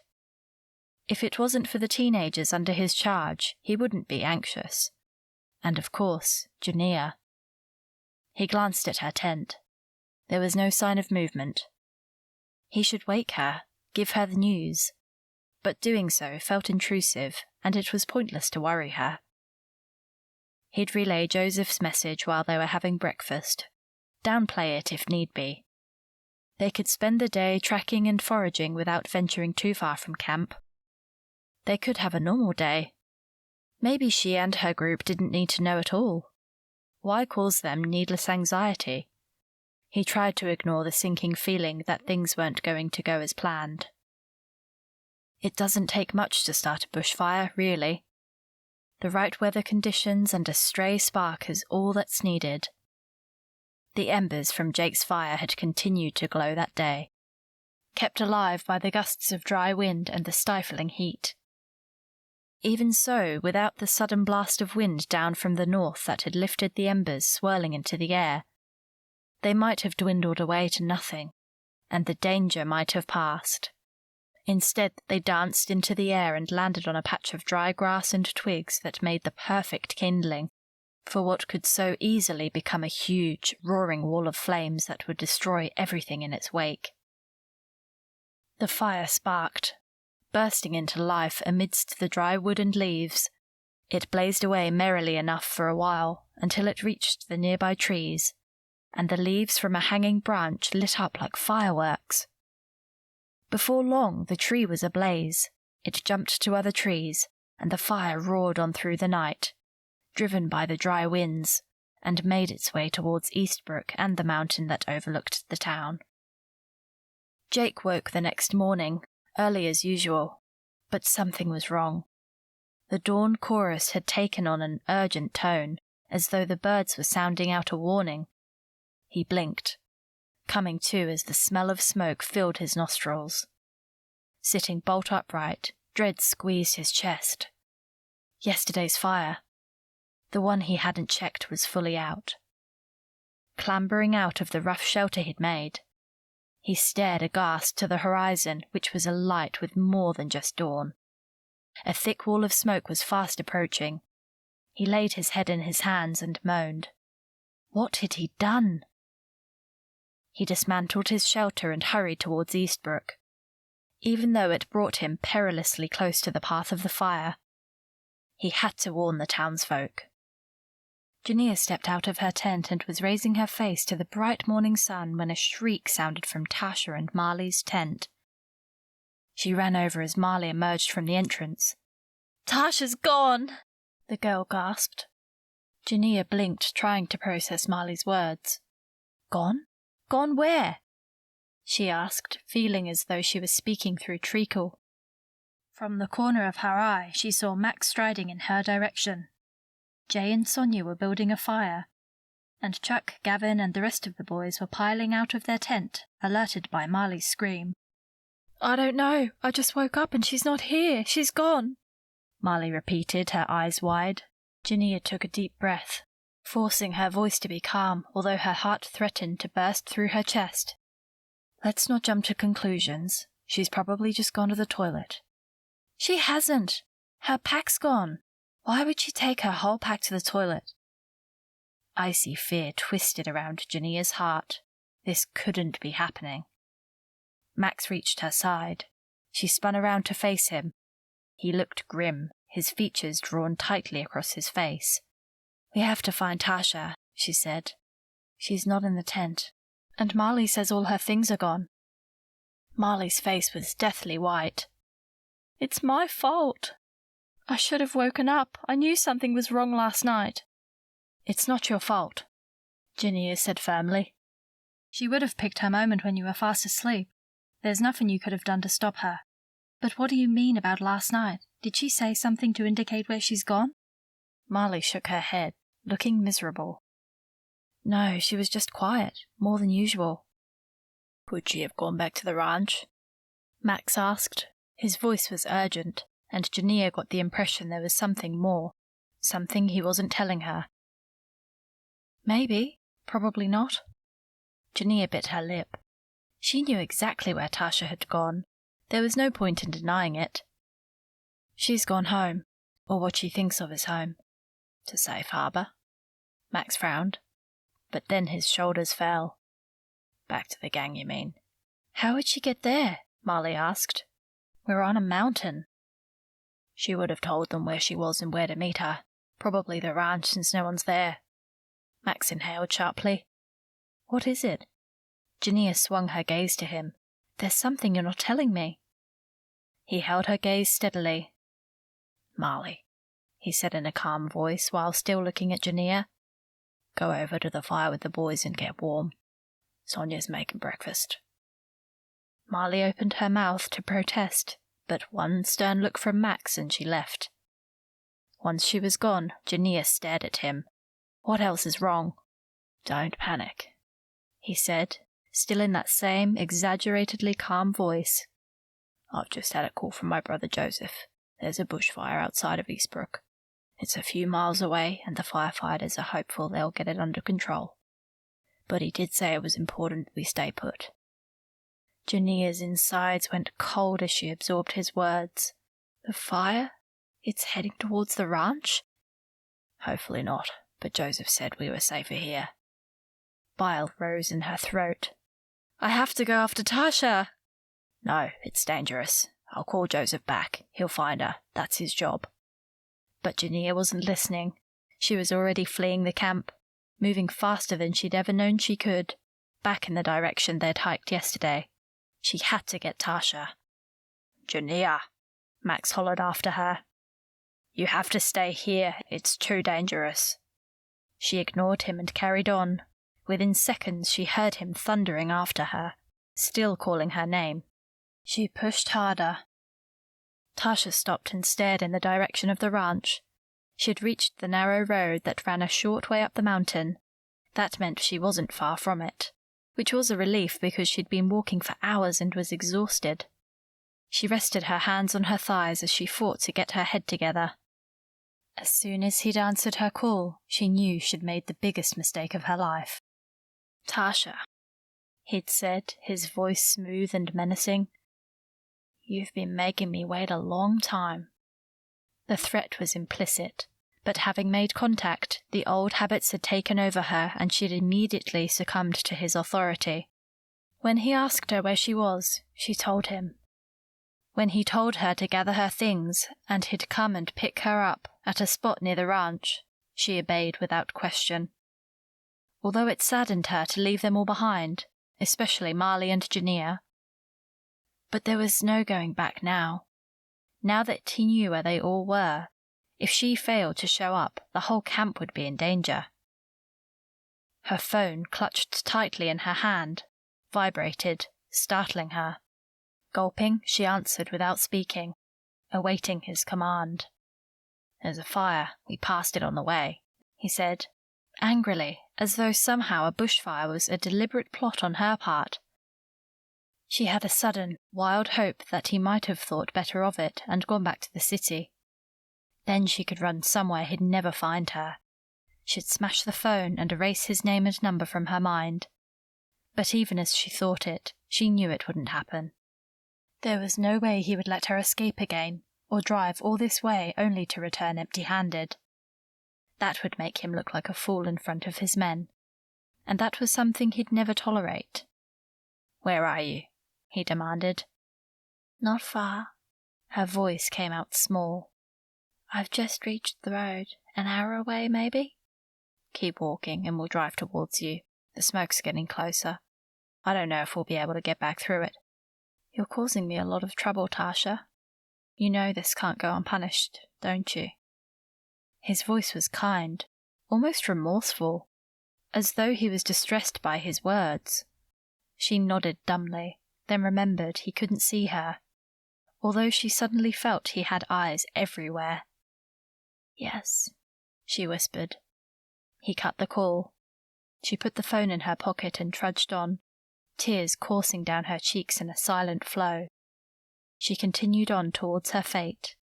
Between him and the bushfire, she'd be lucky to make it out alive. Chapter 8. Max's heart felt it would burst when he finally caught up with Jania.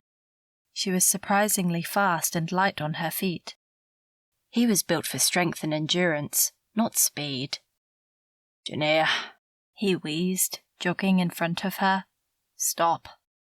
She juddered to a halt, her breath coming in jagged, tortured pants.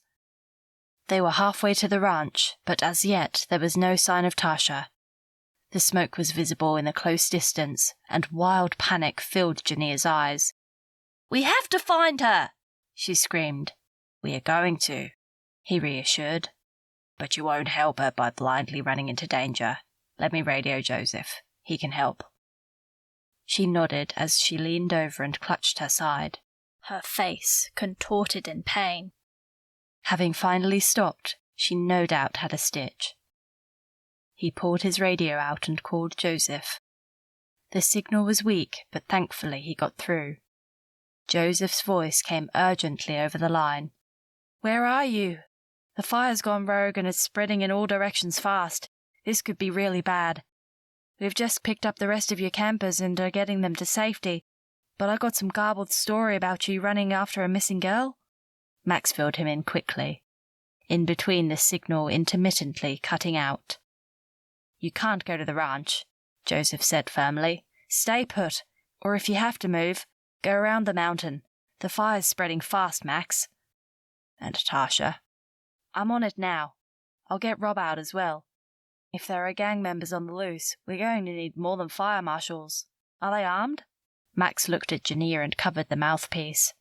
This gang Tasha's with, are they armed? Jania's face had grown ashen. I'd be surprised if they weren't. Her voice was grim. They're not nice people. Probably. Max spoke into the mouthpiece. And are you? Joseph asked, in a too calm voice that made Max think he was trying to hide his fear. Only with a hunting knife, Max replied. Get to the other side of the mountain, Joseph said in a tone Max hadn't heard him use before. Let me and Rob sort out the rest. Don't go too far and stay out in the open so we can find you. You have to look for Tasha first, Max urged, afraid that familial love might win out over duty. Of course, Joseph snapped, then added in a softer voice, I'm praying for you. Stay safe, brother.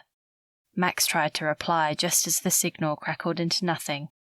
He looked at Jania, warring with himself. There was no way she'd leave Tasha. And truth be told, he couldn't either. But the closer they got to the fire, the more danger they'd be in. Joseph's looking for Tasha, he said. We have to go back and go around the mountain. He'll find her. He spoke with more confidence than he felt.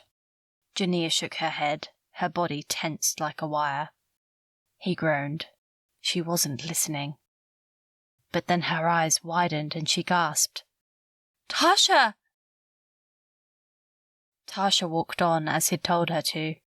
If only she hadn't turned on that phone. More than anything, she wanted to run back to the safety of the camp, but that would mean leading him straight to Jania and the others. As much as she was sure the instructor, Max, could defend himself, the others couldn't, and he wouldn't care who he hurt, as long as he got her back.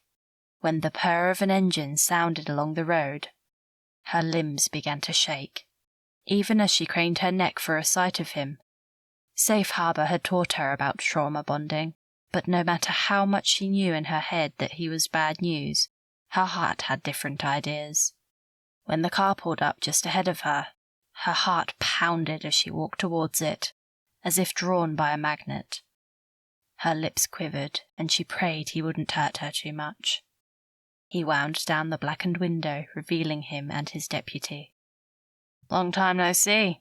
The deputy grinned evilly, revealing a gold tooth. She tried to force a smile, but then his arm reached out the window and grabbed hers with a vice-like grip. Get in, he hissed, giving her arm a cruel twist when she hesitated. Her heart pounded so hard there was a roaring in her ears and her whole body shook uncontrollably. Something in her instinctively recoiled at the idea of willingly getting into the car, of enslaving herself again. Hurry up! He yelled. There was something in his voice she'd never heard before. Fear. She glanced at the sky, at the thick, billowing swirls of smoke that now filled her nostrils, burning them. He was scared of the fire. She yanked her arm from his grip and fled. Tasha, stop! He yelled after her, her pulse roaring in her ears. She ran the way she'd come, hoping the element of surprise would give her precious minutes. She couldn't outrun a car, but the road narrowed not far ahead, and that fancy car wouldn't get through. That's what she hoped. Tears rolled down her cheeks as the car revved behind her. It was hopeless. Her bid for freedom had come too late. Then her name was called again, but this time it wasn't him calling. It was Jania. Max and Jania stood ahead, staring at her, or at least Jania was. Max was staring at the car. Jania sprinted towards Tasha. Max followed, his gaze fixed on the men in the car. Instinct to protect surged through him. Having forgotten all about Joseph's warnings about weapons, he hurtled down the hill as the car veered towards Tasha. It skidded to a halt, spraying gravel and dust into the air. A door opened and an arm grabbed Tasha. She screamed. He rushed past Jania, moving quicker than he knew he could. He lunged for Tasha and tried to wrestle her back, feeling like he was in a tug-of-war. A gun was pointed at him, and for a moment he froze. Jania screamed. The man holding the gun grinned evilly. "There's no need for anyone to get hurt," he said in a voice that was almost pleasant. "The girl belongs to me. Let her go, and you can be on your way." Tasha sagged in Max's arms. Defeated.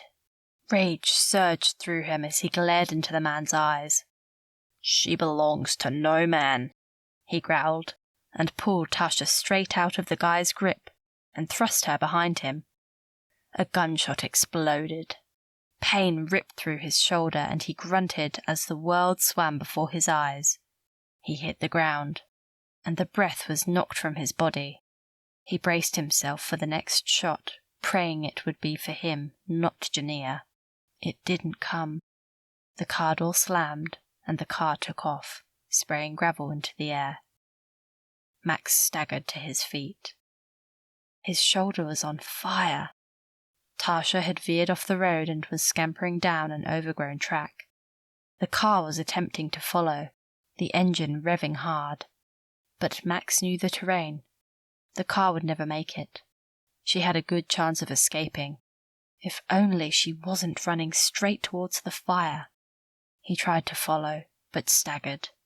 Jania appeared at his side, supporting him. Her eyes were huge in her tear-streaked face. "Max!" she gasped, fear filling her eyes. "I'm okay," he ground out through gritted teeth before he wobbled. She caught him again and helped him walk to a rock he could lean against. Her gaze darted in the direction Tasha had fled. "I've got to go after her," she murmured. "You can't." He struggled to get the words out. "They won't be able to drive far. As long as she stays away from level ground, she'll escape." "But what about the fire? She's running straight into it." Their gazes locked. He had to give her hope. "Joseph will find her." He prayed he was right. She didn't look soothed, but she crouched beside him and gingerly inspected the wound. There was a lot of blood. He had bandages in his pack, but his pack was at the camp, and Joseph had said not to go that way. He grabbed the bottom of his shirt and ripped part of it off. "Help me," he grunted, annoyed at his own weakness. With tender, shaking hands, she quickly patched up his shoulder. "I'm sorry," he gasped, trying not to show how much pain he was in. "I'm getting blood on your clothes." "You need a hospital." She glanced at the sky, no doubt hoping to see the rescue helicopter. "The bullet hasn't lodged, it's just a flesh wound," he said. There might be tendon damage, but he wouldn't tell her that. She coughed. A shiver ran down his spine as he looked up. The wall of smoke had grown thicker. It wouldn't be long before they'd see flames. He pulled out his radio, praying for a restored signal. Joseph was their only hope. The signal was gone. Chapter 9. They were trapped. Max's makeshift bandage was soaked through with blood, and his eyes were dark with pain. Although he was trying not to show it, the set of his jaw and the tension in his body as Jania helped him to his feet made it clear he was struggling. As they stumbled up the mountain to escape the smoke, replaying itself over and over in her mind was the moment he got shot. For a split second after he'd fallen to the ground, she'd thought he was dead. The grief that had roared through her had knocked the breath from her, and the relief that had quickly followed when he moved had been so intense. She thanked God he'd survived. But they weren't in the clear. Far from it. The only way they'd get through was to not give up hope. She focused her attention on two things, Max and the mountain peak towering over them, majestic and unconcerned about their plight. The scripture that had come to mind just a few days earlier came back to her and whispered into her troubled soul. I lift my eyes to the mountains. Where does my help come from? It comes from the Lord, maker of heaven and earth. Help us, Lord, she murmured under her breath, fingering the silver cross around her neck with one hand. Keep us safe. Looking up, somehow the mountain looked less imposing now and more like a protector, watching over them as they inched up its side, reaching for safety. She thought of all the times she'd read about mountains in the Bible, and the way these awesome natural structures featured so prominently at key turning points in the great story of God and his people. Didn't Moses encounter God in a burning bush on Mount Sinai, the same place he received the Hebraic law? And 1,000 years later, Jesus himself preached his most famous sermon on the Mount of Olives, the one that turned everything his followers thought they knew on its head. Mountains were considered especially sacred to God by the people of Jesus' day, and the thought gave her some comfort as they trudged on. It wasn't long before Max began to slow, his shoulders hunching, and his gait growing erratic. "Can we rest for a bit?" she asked, pretending to be more out of breath than she actually was. He stopped and glanced behind, breathing hard. "The smoke doesn't seem to be getting any closer," he said. "If the fire was heading straight for us, we'd see flames by now." "Even so," he said, his chest heaving. "We need to keep going to get to the other side. Bushfires travel fast and change direction fast, especially in this wind. The further from the smoke we can get, the easier it'll be for the rescue team to see us." He panted, drew a long breath. "Let's carry on a while longer, then we can rest." She nodded, then decided to tackle his condition head-on. "Do you want to lean on me?" she asked in a matter-of-fact voice. "You need to conserve your strength. We don't know how long we'll be here, and we may need your survival skills." He hesitated. She sensed embarrassment rolling off him. She expected him to rebuff her, and was surprised when he nodded and heaved an arm around her shoulders. When he stumbled, she slipped her arm around his waist and took his weight. His injury was worse than she thought. They should rest, but insisting they did would only annoy and embarrass him further. Without a word, they continued upwards, concentrating on the rough, narrow track that led up the mountain. They carried on for what felt like hours, neither speaking as the effort sapped what little strength they had left. The terrain was becoming harder to climb, and Jania's thighs felt like they were on fire with overexertion. The sky over the mountain top was dimming. The day was drawing in already. It seemed to have gone so fast, and yet at the same time to have lasted forever. Max stumbled hard, and she only just caught him while managing to keep herself upright. If they tumbled down the steep mountainside, they could both die. "We have to stop," she said firmly. Their plight had gone beyond concerns of saving his pride. "If you pass out, there's no way I can carry you." He grumbled, his reluctant approval.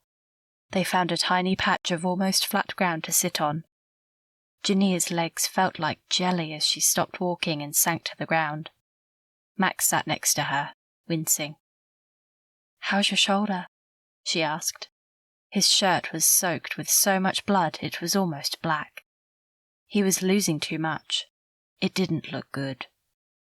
There was also the risk of infection, the consequences of which, if they weren't rescued quickly, she didn't even want to contemplate. "Sore. I can barely feel my arm, which isn't good." He winced again as he shifted to get more comfortable. "It might be worse than I thought, but Eastbrooke Hospital's great. We've got a top-notch surgeon." This wasn't the time to mention the bushfire raging between them and the hospital. She looked around and sighed. The bush was still thick, making it unlikely they'd be seen. He was right. They needed to go higher and find a clearing, but he could barely walk, and she had limited climbing skills. "We need to build a fire," he said, cutting through her thoughts. "It'll get cold tonight this high up." "Wouldn't there be a fire ban by now?" He laughed, although there was no real humour in it. "I think these are extenuating circumstances, don't you? We'll have to keep turns watching it through the night and keep an eye on the direction of that smoke. I think we're out of immediate danger, though. The wind seems to have eased a little." With Max guiding her, Jania constructed a makeshift fire pit and gathered kindling and fuel. There were no decent-sized logs up here, so keeping even a small fire going through the night would be tough. The thought of spending the night on the mountain, with Max bleeding, no blankets or provisions, and only an intermittent heat source, filled her with terror. She looked desperately at the sky above, swallowing the despair creeping up her throat. "Lord, please watch over us. Let the rescue helicopter find us. Keep Max alive." Chapter 10. Tasha couldn't carry on anymore. She was completely lost, knowing only that she was on a mountain somewhere. But for hours now, she hadn't had any ideas as to which direction she was travelling. As long as she was heading away from the smoke, which had been growing thicker and blacker all day, she figured she was choosing the right path. Although her arms and legs were scratched and bleeding, and her muscles screamed with overuse, she was scared to stop, both because of the smoke and her pursuers. Although she must have left them far behind by now. The route she'd taken was rocky and treacherous, and she'd taken it deliberately so the car couldn't follow. But that didn't mean they weren't after her. He wasn't likely to give up, because if he did, he'd look like a fool for letting her escape. She could only hope that the combination of the bushfire and unfamiliar terrain would have persuaded him not to ditch the car and chase after her on foot. Her lungs burned as she pushed on. She gasped for air, but the acrid smoke stung the back of her throat. Tears filled her eyes as icy fear twisted in her gut. Would she survive? And where was Jania? She was a good woman. She'd only ever tried to help her. The way she and Max had chased after her and tried to rescue her from him had touched her deeply. No one had ever cared about her before. They'd placed themselves directly in the path of danger just for her. Their care touched her deeply, but guilt also racked her. What if her pursuers, having given up on her, had turned and gone after Max and Jania instead? A shiver ran down her spine as she remembered the sound of the gunshot. That loud crack resounding through the air, and Max falling to the ground, clutching his shoulder. How serious was his injury? Could he die? As she crumpled to the ground and buried her head in her hands, the events of the day replayed in her mind's eye, each memory bringing with it a fresh wave of guilt. She hadn't even said goodbye to Marley. And now, she might never see her again. Emotion clogged her throat. She felt like screaming, but she held it in. What if he were close? She lifted her gaze and looked around, making herself small in case he was nearby. Smoke filled the air below, and the mountain loomed above. She was in big trouble. Max had taught the group some survival skills, but her mind drew a blank.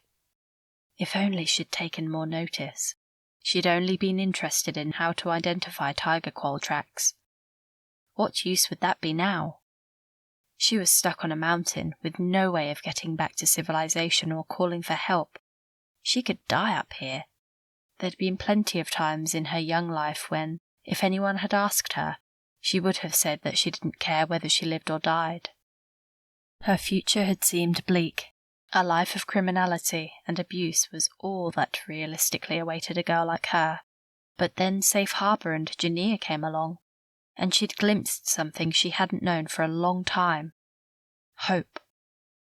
Hope that she could have a better future, and that she wasn't a lost cause.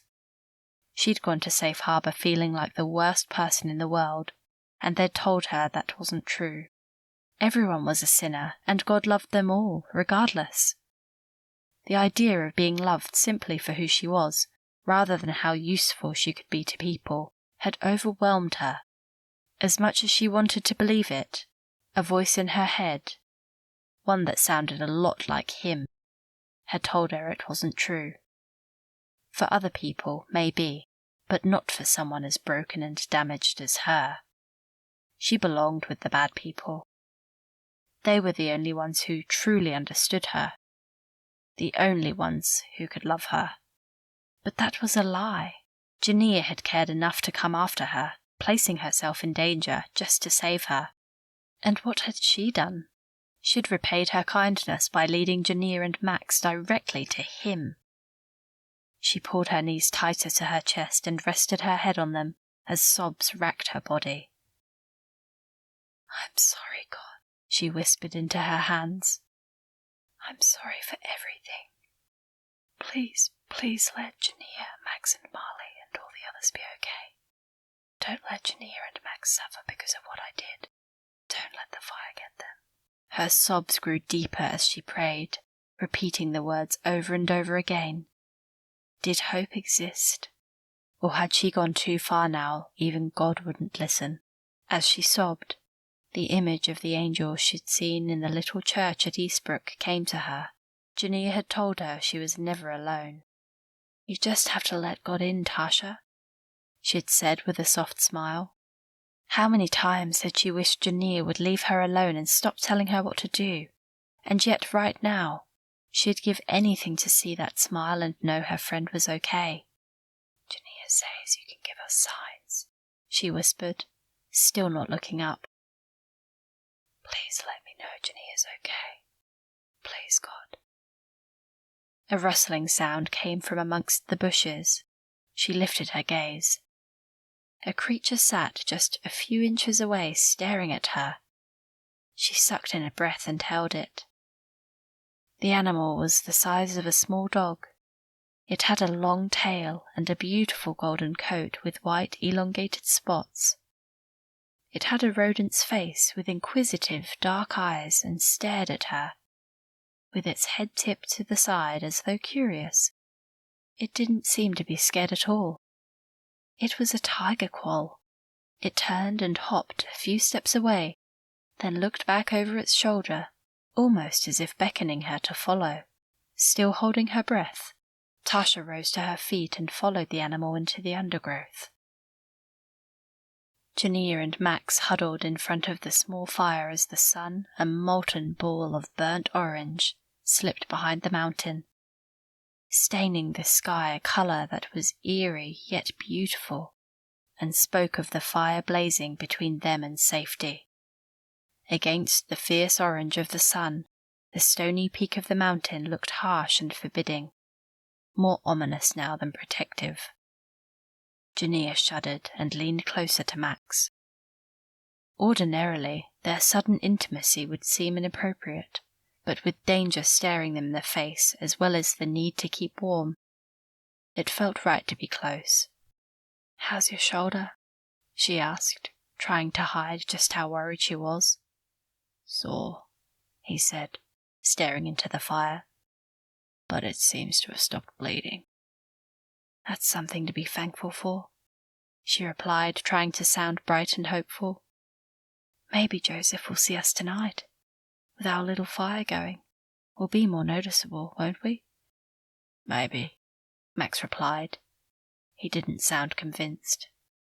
"There are 2 helicopters, and they'll be tied up with the fire. We have no idea how bad it is down there. Joe will want to look for us, but he might not be able to."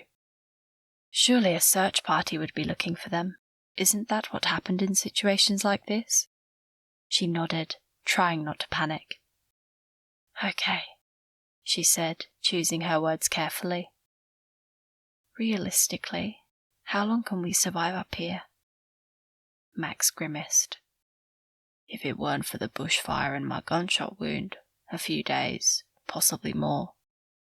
There's a stream for water, and I could forage and hunt small animals. But if we have to keep moving because of the smoke, we'll lose the water and food source, and then we're obviously in a lot more trouble." "How much higher do we need to climb?" When he held her gaze without saying a word, she knew the answer. "Too far."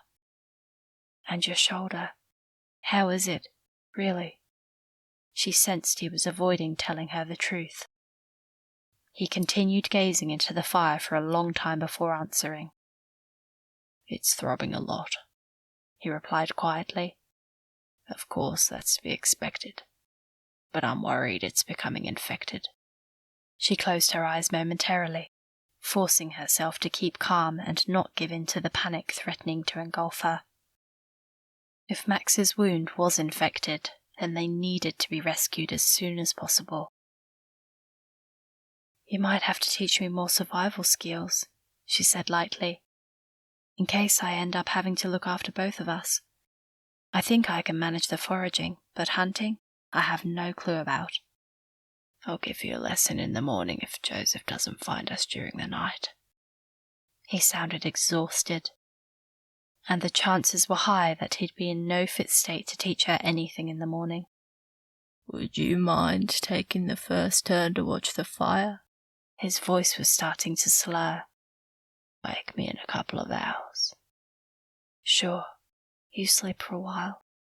She had no intention of waking him. Sleep would hopefully be healing for him. And besides, how could she sleep? What if the helicopter came and they missed it? No, she wouldn't be getting any sleep that night, whether Max was awake to watch the fire or not. He lay on the ground next to her, gingerly placing himself in a position that put no pressure on his wounded shoulder. His head was next to her lap, and as he drifted off, she stroked his damp hair from his brow without making a conscious decision to do so, her natural, nurturing instincts coming to the fore. "Lord, watch over Max as he sleeps. Heal him, Lord. Knit his shoulder back together and cleanse his wound, and light the way so that Joseph may reach us." Stroking his hair, something akin to love surged through her, swiftly followed by hot tears prickling the corners of her eyes.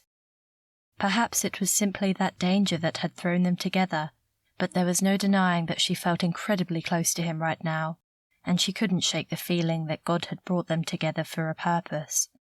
That gave her hope, too, because surely he wouldn't bring her and Max together only for them to die in each other's arms on the mountainside. No, she had to believe they would be rescued, and sooner rather than later. She had to believe that, because otherwise all hope was lost. Chapter 11. Tasha followed the tiger quoll, stooping so as not to get caught in the small bushy trees as the creature led her deeper into the undergrowth. She was sure it was taking her lower, back towards Eastbrooke, which surely meant nearer the fire, but she figured that no animal would walk directly into danger in that way. So following the quoll seemed as sensible as anything else. At least they were nowhere near the road, so there was little chance of bumping into him, unless he was following her. She glanced over her shoulder, but all she saw were bushes, so she continued to follow, still half dazed by the fact that the creature had allowed itself to be seen, let alone be followed. It must be a sign, she told herself, and so she carried on, hope flickering inside her even as the undergrowth seemed to go on and on with no sign of ending. She could still smell smoke in the air, but it didn't seem to be getting any thicker, even as the ground seemed to be levelling out. "Where are you taking me?" she murmured, ducking down low as the creature scrambled through the bushes. She did her best to follow, but there was no way she could squeeze through the gaps the quoll was squeezing itself through. She gave up and straightened, trying not to give in to the sudden despair that filled her. The quoll looked back at her, twitched its nose as though saying goodbye, and disappeared into the bush. Now she was alone again. Sighing, she sat down for a rest, feeling silly for having followed the small animal. All she'd achieved was to get herself even more lost, and in the middle of the bush like this, no rescue party would ever find her. It was growing dark, and she was tired beyond belief, her limbs exhausted from the day's exertions. A shadow loomed over her, She gasped in fear, her stomach twisting as she jumped back, her hands up as though warding off a blow. "Hey, I'm not going to hurt you." A strange-looking man peered down at her. She breathed a huge sigh of relief. It wasn't him, but an older man with long hair and a straggly beard, dressed in mismatched clothes that had seen better days. He had a large pack on his back that was also grubby. He must have been some kind of wanderer, and he was probably homeless. Still, his eyes were kind, and oddly for her, she felt instinctively that she could trust him. "Do you know the way out?" she asked as he hunched down next to her and swung his pack off his back. He pulled an apple out and offered it to her. She hesitated, and then took it gratefully. It had been hours since she'd last eaten. "That depends on where you're trying to get to," he said thoughtfully. "Eastbrooke, I suppose. That's where I'm headed," the man confided. "I was trying to warn the townsfolk about the fire. I think it was my fault, you see, for not putting my cooking fire out properly. In this weather, the tiniest ember can cause a bushfire that can blaze for days." He sounded desperately sad, and she wasn't sure what to say. He was being a bit hard on himself. Surely it was a mistake anyone could make. "Did you get lost then?" she asked. The man laughed. "Me? Get lost? Girlie, I know the bush like the back of my hand. No. The fire came on heavier than I thought, and forced me up the mountain. So I've been having to take the long way round. Figure the good folk of Eastbrooke will know about the fire by now anyway." "Do you think they'll be okay?" She thought of the nice people they'd met at church, including Max's family. The man looked sad again. "I hope so. They usually have good systems in place, towns like that. Living close to the bush, you have to. But you're a city girl, aren't you?" She nodded. "Melbourne." Then she had a thought. "Hey, have you seen a car with 2 men in it on the mountain road? A big black one with tinted windows?" The man shook his head. "I've seen no one until coming across you. My name's Jake, by the way." "I'm Tasha," she said, holding out her hand. He took it and shook it firmly, his old eyes twinkling. "Can you show me how to get to Eastbrooke?" she asked. He pulled at his beard. "I could, if there wasn't a fire in the way. What I'm thinking now is there should be a clearing just along the way if I've got my bearings right. And it would be a good spot to build a signal and hopefully get seen by any rescue crews. What do you think? Shall we go together?" She nodded eagerly. It sounded like a great idea. Despite the man's odd appearance, kindness radiated from him.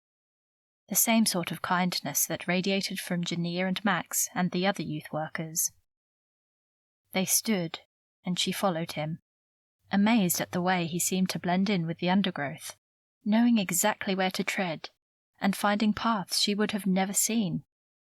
He'd give Max a run for his money when it came to wilderness skills, she thought with a chuckle. Sure enough, after a little while, they came to a clearing. She sank back down on her haunches, breathing in clearer air. The sky was darkening, but no stars were visible because of the smoke. "We're not going to get rescued tonight, are we?" she asked. Exhaustion overtook her, and she curled up, suddenly cold. Jake eyed her with concern, then pulled a moth-eaten old blanket out of his pack and draped it over her. "You sleep," he said gently. "I'll keep watch. It will be okay." The next moment, she wondered if the old man wasn't some kind of sage when the unmistakable whir of a helicopter sounded in the distance and grew louder with every second. Exhaustion forgotten, she leapt to her feet, waving her arms frantically. "Hey, we're over here!" Flames, huge and threatening, engulfed the disused warehouse, while the roar of the fire resounded in his ears. Max looked around. There was no way out. The flames closed in, quick and fast. Trapped by the flames, his father was calling out, "Max! Max! I'm coming!" Max screamed back as he fought his way through the flames to reach his dad, already knowing it was too late. Max! Max! A woman's voice this time, one he knew. Blinking, he gulped in deep breaths of clear morning air before fully opening his eyes. A small fire crackled away. Jania sat beside it and peered at him in concern. You were whimpering and shaking. Is it your shoulder? He shook his head. Bad dream, he said shortly, not wanting to explain its content. He looked around, taking in the landscape as the events of the day before flooded back. His shoulder and arm ached intensely, a gnawing, biting pain that made him grit his teeth. You didn't wake me, he said. Have you kept the fire going all night? Yes, she replied proudly. Even having been up all night in yesterday's clothes and covered in soot, she looked beautiful. It seems you taught me well. I've foraged some berries too, so we've got breakfast. Glad to hear it. He tried to chuckle, but winced as searing pain shot through him at the slightest movement. He carefully lifted the crusty bandage and inspected the wound. Is it healing? She asked, craning her neck to see. Yes, he said, hoping she couldn't hear the lie in his voice. The wound looked terrible, oozing and raw, and the skin around it was red and tight, with red lines radiating out and snaking down across his chest. It was infected. He might be able to find the right plants to make a paste to hold back its spread, but he needed medical attention soon. He tried to get to his feet to forage for what he needed, but waves of nausea and dizziness hit him as soon as he tried. He lay back down, and cold sweat ran down his brow. Max, you don't seem well at all, she said carefully. She was trying to be calm, but he could hear the edge of panic in her voice. I'm okay, he reassured. She bit her lip, clearly fighting with herself as whether to say more, but to his relief, she turned around and poked the fire. He stared up at the sky, which was bright blue and clear, with only a few wispy clouds. It should be a beautiful day, but then he painfully swiveled his head around to look back down towards Eastbrooke. Thick black smoke billowed upwards. It wasn't any closer, but it hadn't retreated either. How bad was it down there? Were his brothers and mother safe? Had the town been saved? He avoided thinking about the possibility of the ranch having burned down, taking his livelihood with it. Somehow, it didn't seem that important right now. There were bigger things to worry about, like whether they'd get off this mountain alive. It surprised him that Joseph hadn't found them yet, but his brother wouldn't give up. If only his shoulder wasn't so bad, he wouldn't be so worried. But he knew enough about wounds to know that an untreated infection was dangerous business. He could survive a few days at most, but where would that leave Jania? Unlike him, she hadn't spent a lifetime learning to survive in the bush, and she'd only been taught basic survival skills in their week together. He hadn't prepared her for being stranded in the middle of a bushfire. He'd failed. Perhaps he should have joined the police force after all. That made him think of his father and that dream. That horrid dream that tormented him, day and night. He lay down again as his head began to swim and tiredness overwhelmed him. Despair at seeing his father in the flames descended on him once more, and he squeezed his eyes shut against the sudden tears. He must be ill to be this emotional, but he had no strength to prevent his reaction. He felt weak and vulnerable, and he hated that Jania was seeing him like this. All his life he'd been the strong, aloof one, the older brother and protector, but now he felt as fragile as a newborn lamb. As though sensing his thoughts, Jania turned and crawled over to him, gazing at him with wide eyes that looked like precious gemstones in her pale face.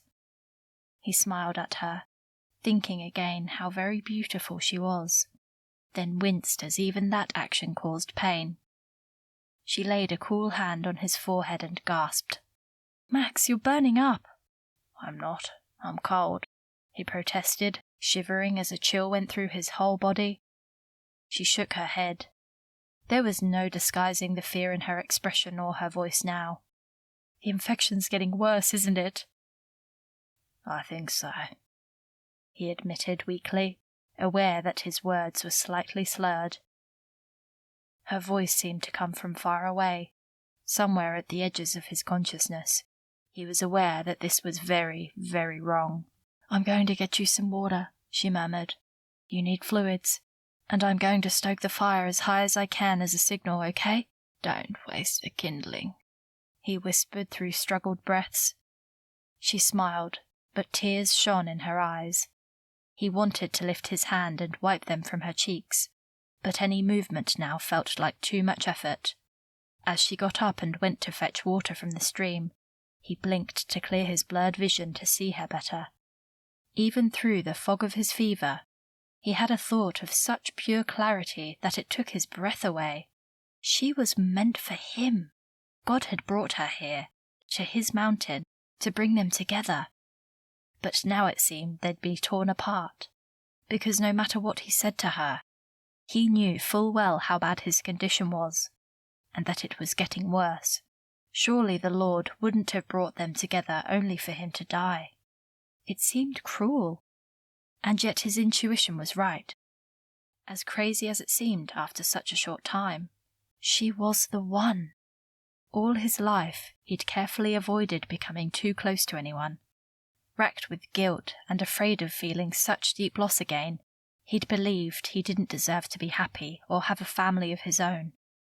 He'd guarded his heart like it was a fortress, locked away from anyone but his mothers and brothers. And even with them, except perhaps Joseph, he was often aloof and unable to express his emotions. What he would give now to see them, to be well, so he could tell them how much he loved them, and how sorry he was that his father had been in the warehouse that day, because of him. Hot tears stung his eyes again. Perhaps this was his punishment. The inner voice of the accuser caused him to bow his head against both the physical and emotional pain. Then Jania returned, treading carefully with leaves in her hand that she'd used for scooping water. She knelt slowly and gently cupped his head with her hand, raising his mouth to the leaves. As the cold water hit his lips, his stupor lifted a little, and he could see that his thoughts were being led down the wrong path. He remembered reading the book of Job on their first night at camp. How long ago that seemed now, and how it made him realize that sometimes things happen for reasons mere mortals could not and would never be able to fathom. God was not punishing him, and certainly not Jania or Tasha, just because of his youthful mistakes. If it's my time, Lord, but please keep Jania safe. He finished drinking and laid his head back, exhausted from the effort. He was growing weaker by the minute. He closed his eyes as his vision continued to blur, disorientating him. Jania's cool hand rested on his brow again, and he tried to find his voice to say something, to thank her, but he couldn't open his mouth. Instead, a black fog crept around the edges of his consciousness, pulling him under. Chapter 12. Jania stared up at the sky through her tears and prayed fervently. She stoked the fire, using the last of the kindling, even though Max wanted her to ration it. She could look further afield if need be, but right now, what was important was being found and getting Max to the hospital. It didn't look as though he had long left. Now he lay across her lap, completely oblivious to her, while a thin film of sweat covered his face. He was burning up, and yet at the same time he was clammy to the touch. His wound was clearly infected, swollen and oozing through what remained of his shirt. She kept talking to him as she stroked his brow, chatting about inane things, simply trying to keep him tethered to her, to this world, before he slipped completely out of consciousness. She reached for his radio for the 20th time. There'd be no signal, but she tried anyway. The radio crackled, picking up nothing. She shook her head in frustration as hot tears spilled down her face. She wiped them away roughly. She had to keep her head, or all was lost. She couldn't afford to panic, but it was hard not to give in to the abject terror that curled in the pit of her stomach every time she looked down at him. He couldn't die. Not now. The last few days had thrown them together and created a bond that went beyond mere attraction. Her feelings for him were undeniable. As crazy as it seemed, and yet here they were, in the most terrible of situations, where they may never get a chance to explore what that meant for them both. "It's not fair," she screamed silently, staring at the mountaintop as tears welled in her eyes. "It's not fair!" she screamed again, this time aloud. Guilt descended on her before she remembered one of her favourite psalms. She prayed it aloud, her voice echoing in the silence of the mountainside. "Lord, hear my prayer. Listen to my cry for mercy. In your faithfulness and righteousness, come to my relief. Do not bring your servant to judgment, for no one living is righteous before you. The enemy pursues me. He crushes me to the ground, and he makes me dwell in darkness like those long-lost dead. So my spirit grows faint within me. My heart within me is dismayed. I remember the days of long ago. I meditate on all your works and consider what your hands have done." She looked down at Max and stroked his brow. Emotion clogged her throat, but she continued on. "I stretch my hands out to you. I thirst for you like a parched land. Answer me quickly, Lord, for my spirit fails. Do not hide your face from me, or I will be like those who go down to the pit. Let the morning bring me word of your unfailing love, for I have put my trust in you. Show me the way I should go, for to you I entrust my life. Rescue me from my enemies, Lord, for I hide myself in you. Teach me to do your will, because you are my God. May your good spirit lead me on level ground. For your name's sake, Lord, preserve my life, and in your righteousness bring me out of trouble." Finishing her prayer, she raised her head. Everything seemed eerily still and silent, as though the mountain itself were holding its breath. Then a sound in the distance made her leap. Hardly daring to hope, she looked up, and there it was, silhouetted against the sky and dropping down towards them. The rescue helicopter. Sobbing with relief, she waved her hands frantically, gasping through her tears as it hovered above them, the sound of its choppers roaring. The door opened, and a man she recognized as Joseph waved before winching himself down. "Is he alive?" he mouthed, fear filling his eyes as he gazed at Max lying prostrate in her arms. "Yes!" she shouted back. "But he needs hospital fast! Can you lift him to me?" Huffing and panting, Jania manoeuvred Max to his brother, who tied him to the winch with him. Max groaned in pain. I'm sorry.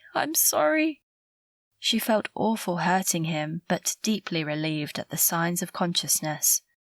"I'll be right back," Joseph said before he gave the nod to his partner in the helicopter to winch them up. Jania's heart burst with joy and relief. They were going to be all right. "Thank you, God, for answering my prayers." 10 minutes later, she sat in the helicopter as it headed away from the mountain. With her blood pressure and heart rate being checked by a paramedic, Max lay on a trolley with an antibiotic drip in his arm, which would hopefully hold off the spreading infection until they got him to the hospital. Joseph passed her a bottle of water and a dry biscuit. "You're in shock and weak, so they'll want to check you over at the hospital too, but otherwise you seem fine." "And Max?" she asked for the 10th time. His expression stilled. "We'll be there as fast as we can." She knew from his response that Max wasn't out of danger yet. She looked at him lying on the trolley bed, his skin almost grey, and then laid a hand on her head as she suddenly felt dizzy. "Eat that. It will help," Joseph ordered. She took a bite and swallowed, although her mouth was dry and food was the last thing on her mind. "What happened to everyone else?" she said weakly, wondering if she could bear the answer. "To Tasha. We picked her up in the night. She was in shock and quite faint, so she's still in the hospital, but she's going to be fine." Jania sagged with relief. "We picked up the rest of the campers straight away, and they're all staying in the church hall at the moment. The fire's being beaten back, and we're expecting rain in the next few days. Thank God. Max's ranch sustained a fair amount of damage, but nothing that can't be repaired." Jania nodded as she tried to take it all in. "And the men who were after Tasha?" "My brother Rob caught up with them. They're in custody, but they'll have to be released if Tasha decides not to press charges. Rob's talking to people about getting her out of Melbourne to somewhere safer." Jania nodded. As much as Tasha had been fairly settled at Safe Harbour, it was too close to home for her, and especially if she pressed charges. "I'll talk to her," she murmured. "Right now, you'll relax," Joseph said, "and try and rest. You've been through quite an ordeal, and it may not be over." Jania gazed at Max's unmoving form. They still had to get him to the hospital. Joseph's gaze followed hers, and his mouth set in a grim line. He didn't need to say anything for her to know he was worried. The flight to the hospital couldn't have been very long, but each minute felt like an hour. Jania took Max's hand, trying to will her own strength into him. She'd known him little more than a week, and yet after everything that had happened, it felt like a lifetime. "Don't let me lose him now, God. Not now that we've come this far." Finally they arrived at the hospital. Other paramedics took Max straight to the emergency room while Joseph stayed with her in the waiting room until the doctor came.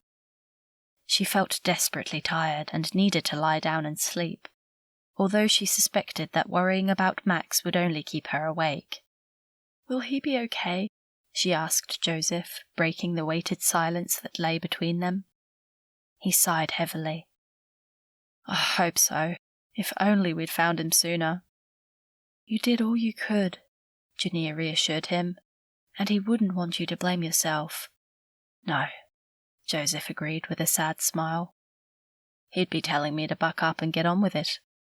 His eyes searched her face, and then he added, "You care about him, don't you?" She felt herself go bright red. Was it that obvious? Before she could answer, he continued, "He cares about you too.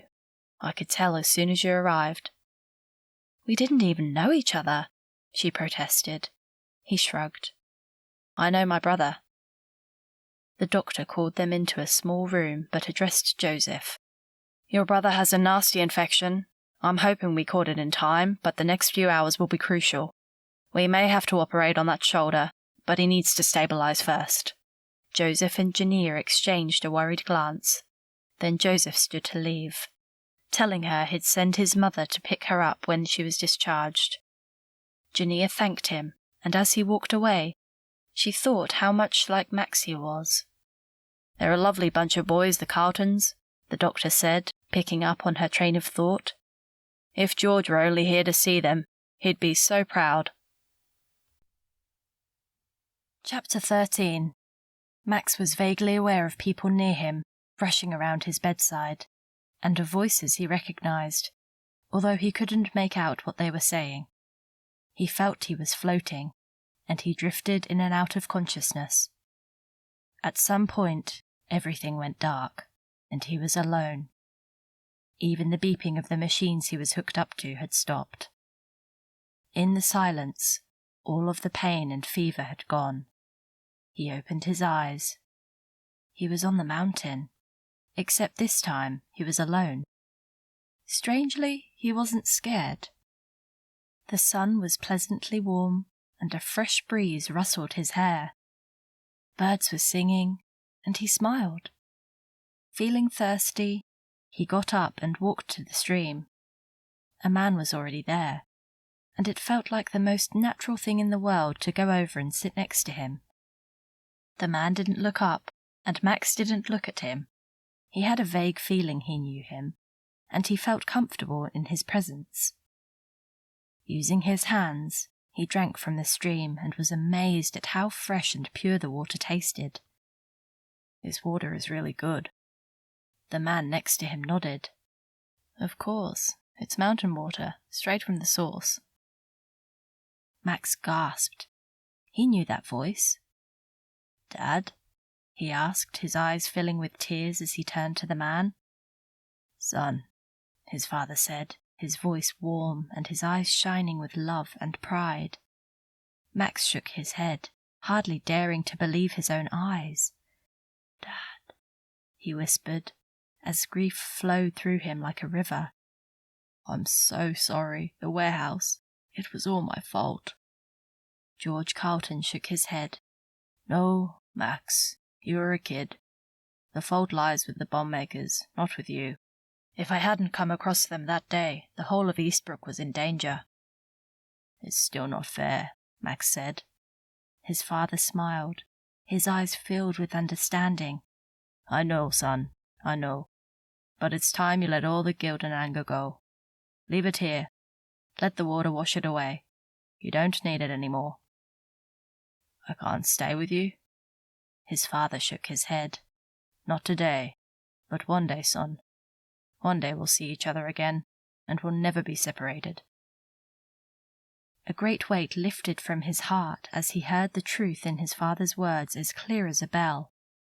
His tears dried on his face as calm came over him. "I need to go back," he whispered. "Yes, you do. But remember, I love you, and I couldn't be prouder of the man you've become."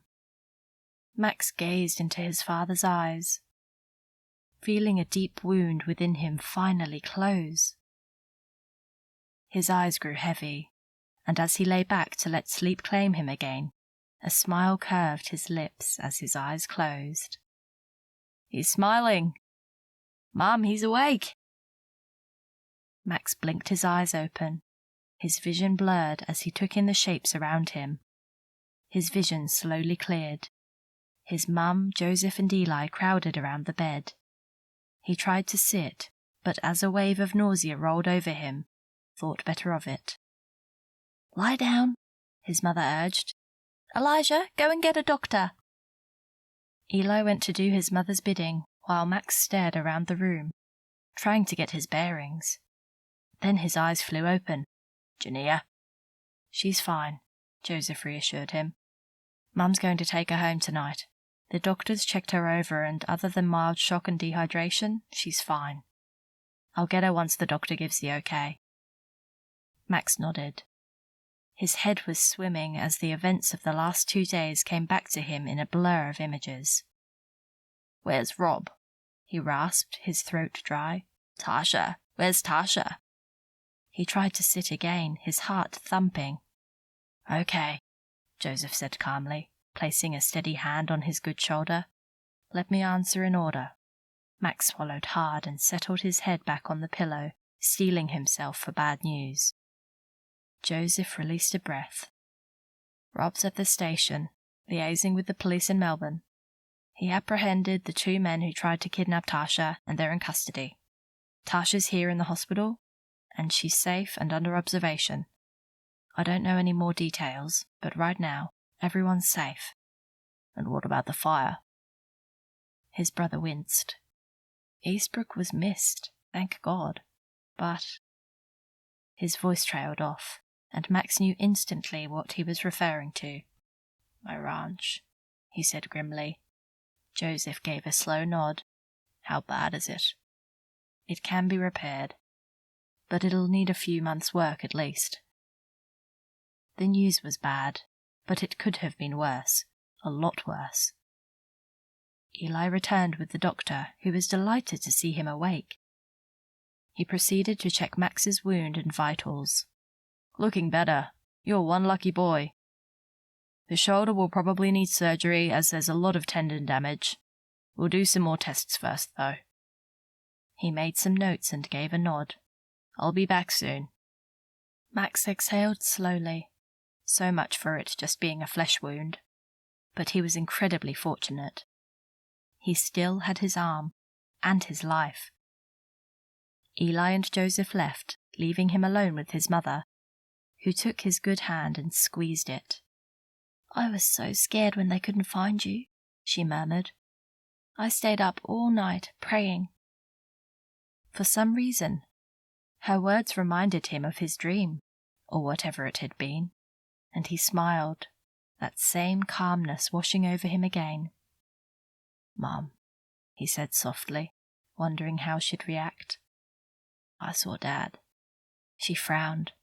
"That's not possible." "When I was drifting in and out of consciousness," he tried to explain, "I had a vision, or a dream, or something. I saw him by the river." Tears filled his eyes. "He told me he was proud of me, and that it wasn't my fault." "It was never your fault," his mum said firmly. "We all tried to tell you that. You've been carrying that burden all these years." He nodded.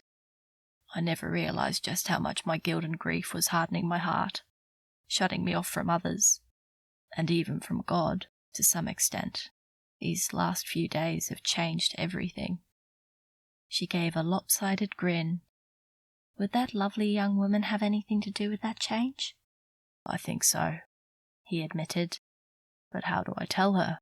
I've only just met her, and she'll be going back to Melbourne." "You both know how to drive. You can visit and get to know each other better. Just tell her what's on your heart, Max. Don't close it again." They embraced, carefully because of his shoulder, and even through the pain and stiffness, for the first time since his father died, he felt free. Chapter 14. Tasha stared at her phone, scrolling through the old text messages from the man who'd once meant so much to her, and who she now finally knew was an abuser. Could she dare hope that this could all be over now? Rob promised that if she gave a statement, she'd be protected, and they'd find her a safe place to stay, well away from Melbourne. "The church has links with an organisation that houses survivors like yourself," he told her kindly. She'd felt a flutter of hope at the thought of being part of a proper family, just like Jania had. She'd miss everyone at Safe Harbour, but if she was going to fully break free, emotionally as well as spiritually, she needed a fresh start. "But what if I don't want to give a statement?" she'd asked, fear overtaking her. If she gave one, he'd know. She'd be a snitch. "We'll still look after you the same, Tasha. Our help doesn't come with conditions." Rob had seemed surprised that she would assume otherwise, and she didn't know how to tell him that in her world nothing was freely given. "Grace is." She heard Jania's voice in her head. Perhaps this was Grace. She'd thought she was going to die until she'd seen the tiger call, and then Jake. The thought of the eccentric old man made her smile. He'd gotten out of hospital as fast as he could, claiming he needed to be in the open air, but he'd dropped by her room to say goodbye first. As she scrolled through the messages, they didn't have the same power over her anymore. She was still scared of him, that was rational. But the emotional ties, for now at least, had withered away. Watching him shoot Max had been the last straw, and she had no doubt he wouldn't have cared if her and her friends died. That told her all she needed to know. By the time Rob returned, she'd made up her mind. She handed him the phone.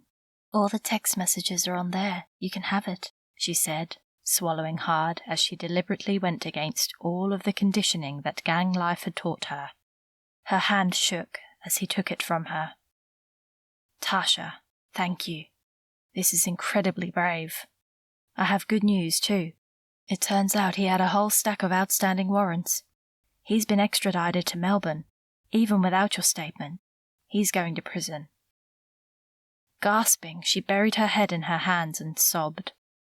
Rob laid a fatherly hand on her shoulder. "Is everything okay?" a familiar voice asked. She looked up. Jania stood in the doorway. She was wearing a hospital gown and looked exhausted. Tasha sobbed with joy and held her arms out. "Jania, I'm so glad you're okay. How's Max? Is he going to be all right?" "I hope so," Jania's eyes shimmered with tears, which she wiped away with the back of her hand. I haven't had an update yet. She stepped closer and slipped her arms around Tasha. How are you, Tash? I'm so sorry, she sobbed. I put everyone in so much danger, and Max got hurt. I was so stupid. Can you ever forgive me? Jania stroked her hair. Of course I can. I'm so glad you're okay. Pulling back, she perched on the edge of Tasha's bed and searched her gaze. There were things that needed to be said, explained. Tasha swallowed hard. I'm giving a statement, she said quietly. Jania's brow lifted. Really? Oh, Tasha, I'm so proud of you. But listen, it's okay if it feels like too much. You'll be taken care of either way. I know, Rob told me. She fell silent for a moment and stared down at her hands on the blanket. Everything still felt surreal. I saw a tiger quoll, she said. It made me see where I've been going wrong, how I've been running back to the bad because it's what I know. But actually the good has been in front of me all along. She lifted her gaze. I want to get baptized, Jania. Wow. Jania's mouth gaped. You got all that from a tiger quoll? Tasha burst out laughing, as did Jania. They hugged again, tears rolling down both their cheeks. This time, when they pulled apart, another Carlton brother stood in the door. Joseph. He was grinning, and Tasha felt her heart lift further as she knew it could only be good news. Jania, Max is awake. He wants to see you. As Jania followed Joseph to Max's room, her breath caught in her throat and she silently thanked God that he was awake and alive. So many blessings in one day, after so much despair up on the mountain, made her feel as though she was living in a dream. Except it was real, and everything was just as it was meant to be. She hesitated behind Joseph and took a deep breath before entering Max's room. Their mother Jean sat by the bedside, but stood to make room for her. He was pale and looked strangely vulnerable, lying on the bed with a drip in one arm and the other shoulder heavily bandaged. But he was still the Max she'd gotten to know, and when their gazes met, all she wanted to do was throw herself into his arms. She didn't, but as she sat in the chair beside the bed, taking his hand felt like the most natural thing in the world to do.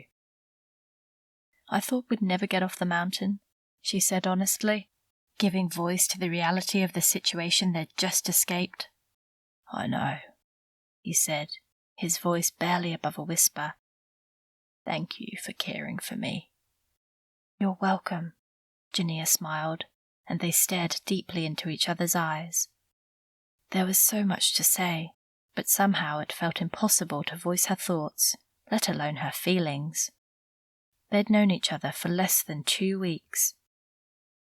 The thought of leaving there and never seeing him again, and the whole experience becoming simply a great testimony to tell at church, something that had once happened, didn't feel right. Somehow this shared experience had changed everything. She'd never be the same person she'd been before she went up that mountain. And she could never forget Max. But how do I tell him? He'd think she was crazy. Besides, now certainly wasn't the time. He needed to recover. That was the priority. Instead, she told him about her conversation with Tasha. I've told Tasha she can stay with me until they find her a place, Jean said. I've got plenty of room. So can you and the rest of the group, Jania. Although it'll have to be sofas and blankets. She laughed gently. Thank you, Jania said, overwhelmed by her kindness. These were good people. Don't let her feed you cake, Max warned. She doesn't know when to stop. They laughed together, but his eyelids were drooping and his speech growing slower. You need to rest, she said softly. I should go.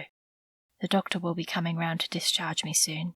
He nodded, then lifted his gaze over her shoulder at his mother, and from the corner of her eye, Jania saw her give a subtle nod. "I'll be in the waiting room, dear," she said to Jania, and then left with Joseph following. Slightly puzzled, Jania turned back to Max. He swallowed. "This is going to sound crazy, I know," he began, his voice wobbling as he took her hand. Hope surged within her. "Go on," she whispered. I know that I'm developing feelings for you. If I was avoiding you last week, it's because I was drawn to you, but it scared me. Ever since my dad died, I've not let myself get close to people, but after this, I can't let you leave without telling you." She couldn't stop herself from smiling as joy bubbled inside her. "I feel the same. I don't know how this will work, but I'm willing to give it a try." "I should ask you out on a date," he said, his eyelids fluttering. "You should," Jania agreed, chuckling. His eyes closed and his breathing deepened. She looked at their joined hands and smiled. From the moment they met, despite his crustiness, she'd known there was something special about him, and now her heart swelled with feelings she'd thought she might never experience. As she stood to leave, he murmured, just loud enough for her to hear, "You can tell my mother I'm going to marry you." "Are you sure you're not still delirious?" She laughed. But there was no answer. He was fast asleep. Epilogue, 6 months later. Max turned to his brother Joseph and smiled as he passed him the rings. 2 thin bands of gold engraved with a line from the Song of Songs. "I am my beloved's, and my beloved is mine," in the tiniest, most delicate writing. Perfect, just like this moment, just like her. Jania stood in front of him in white lace, her hair softly curling on her shoulders, waiting for him to slip the ring on her finger, the ring that would signify they were husband and wife. As he placed the gold band on her slim finger, he smiled into her eyes, taking another moment to appreciate just how beautiful this woman was. His woman, and now his wife. His brothers, and Jania herself, might have thought he was crazy when he came round in the hospital and announced they would be married. But even in his compromised state, he'd known he was more serious than he'd ever been about anything. He could have lost her up on that mountain, and he wasn't going to let her slip through his fingers once God had saved his life. "With this ring," he said loudly, his voice resounding around the small church, "I thee wed." They'd dated for a few months, Jania driving up to Eastbrooke at weekends, while he'd waited for a good time to formally propose, not wanting to rush her. When she'd tearfully announced one day that she was being made redundant from Safe Harbour due to funding issues, he'd wondered if the time would ever be right. Then Sonia suggested giving her a job at the ranch. Once it was open again, of course, as it was still being repaired from the fire at that point, and Jania had jumped at the chance. She loved Eastbrooke, loved the ranch, and loved him. On hearing those words, he'd produced the ring he'd bought in hope months before, and she'd thrown her arms around him with a tearful yes. Now, here they were, on their wedding day. He held out his own hand for her to slip on his ring, a ripple of joy flowing through him as she pushed it onto his finger. She looked up at him. Her eyes were shining with love. "With this ring," she echoed, "I thee wed." It was done. As the pastor pronounced them man and wife, Max pulled her into his arms and lowered his mouth to meet hers. Her lips were warm, and she gave herself freely to the passion of his kiss, much to the delight of their guests. He didn't want the moment to end, but this was only the beginning. He'd anticipated a small wedding, but as it turned out, half of Eastbrooke were there, as well as all of Jania's former colleagues and some of the kids from Safe Harbour, and her adopted family. Tasha had even flown down with her new foster parents, looking happier than he'd ever seen her. As they walked down the aisle, arm in arm, He reflected on how incredibly blessed he was to have so many people in his life who loved him. "Thank you, Lord," he prayed, gratitude bubbling within him. "Thank you for opening my heart and bringing Jania to me." He couldn't wait to see what the future held. After their honeymoon in New Zealand, they'd come back to a refurbished ranch and lead their first retreat together. And hopefully, he thought with a smile, they'd think about starting a family. He knew his mother was eagerly awaiting grandchildren. Jania squeezed his hand as they reached the door where they posed for a photo before he kissed her again. "I love you," she whispered. "I'm so happy." "So am I," he said seriously, gazing into her eyes. "And now we have the rest of our lives together." As they walked outside to take the wedding car to the reception venue, he glanced up at the mountain in the distance and remembered how they'd met. She followed his gaze and smiled. "We should be grateful to God for that mountain since it brought us together.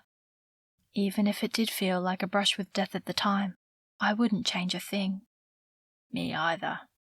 He kissed the top of her head, breathing in her sweet floral scent, enfolding her in his arms. "I'll always be there for you, Jania." "I know, and this is where I feel the safest. Right here in your arms." Before they got into the car, his mother rushed over with Rob behind her. She wrapped Jania in a hug. "I thank God for bringing you into my son's life," she said, smiling through tears. "You've both made a mother very happy." Rob rolled his eyes and grinned at Max. Jean shook her head and chuckled. "It could be you next, Rob. You need to settle down someday." Rob's eyes widened in horror. "I don't think so, Mum." "Why not?" Max teased his brother. "Why not indeed?" Jania asked before Rob could respond. "After all, who knows what God has in store for any of us? I lift my eyes up to the mountains. Where does my help come from? My help comes from the Lord, the maker of heaven and of earth. He will not let your foot slip. He who watches over you will not slumber. Indeed, he who watches over Israel will neither slumber nor sleep. The Lord watches you. The Lord is the shade at your right hand. The sun will not harm you by day, nor the moon by night. The Lord will keep you from all harm, and he will watch over your life. The Lord will watch over your coming and going, both now and forevermore." This is the end of Safe in His Arms. We hope you enjoyed the story. The next book in the Heroes of Eastbrooke series is Under His Watch. Subscribe to this channel and be notified when new audiobooks are added.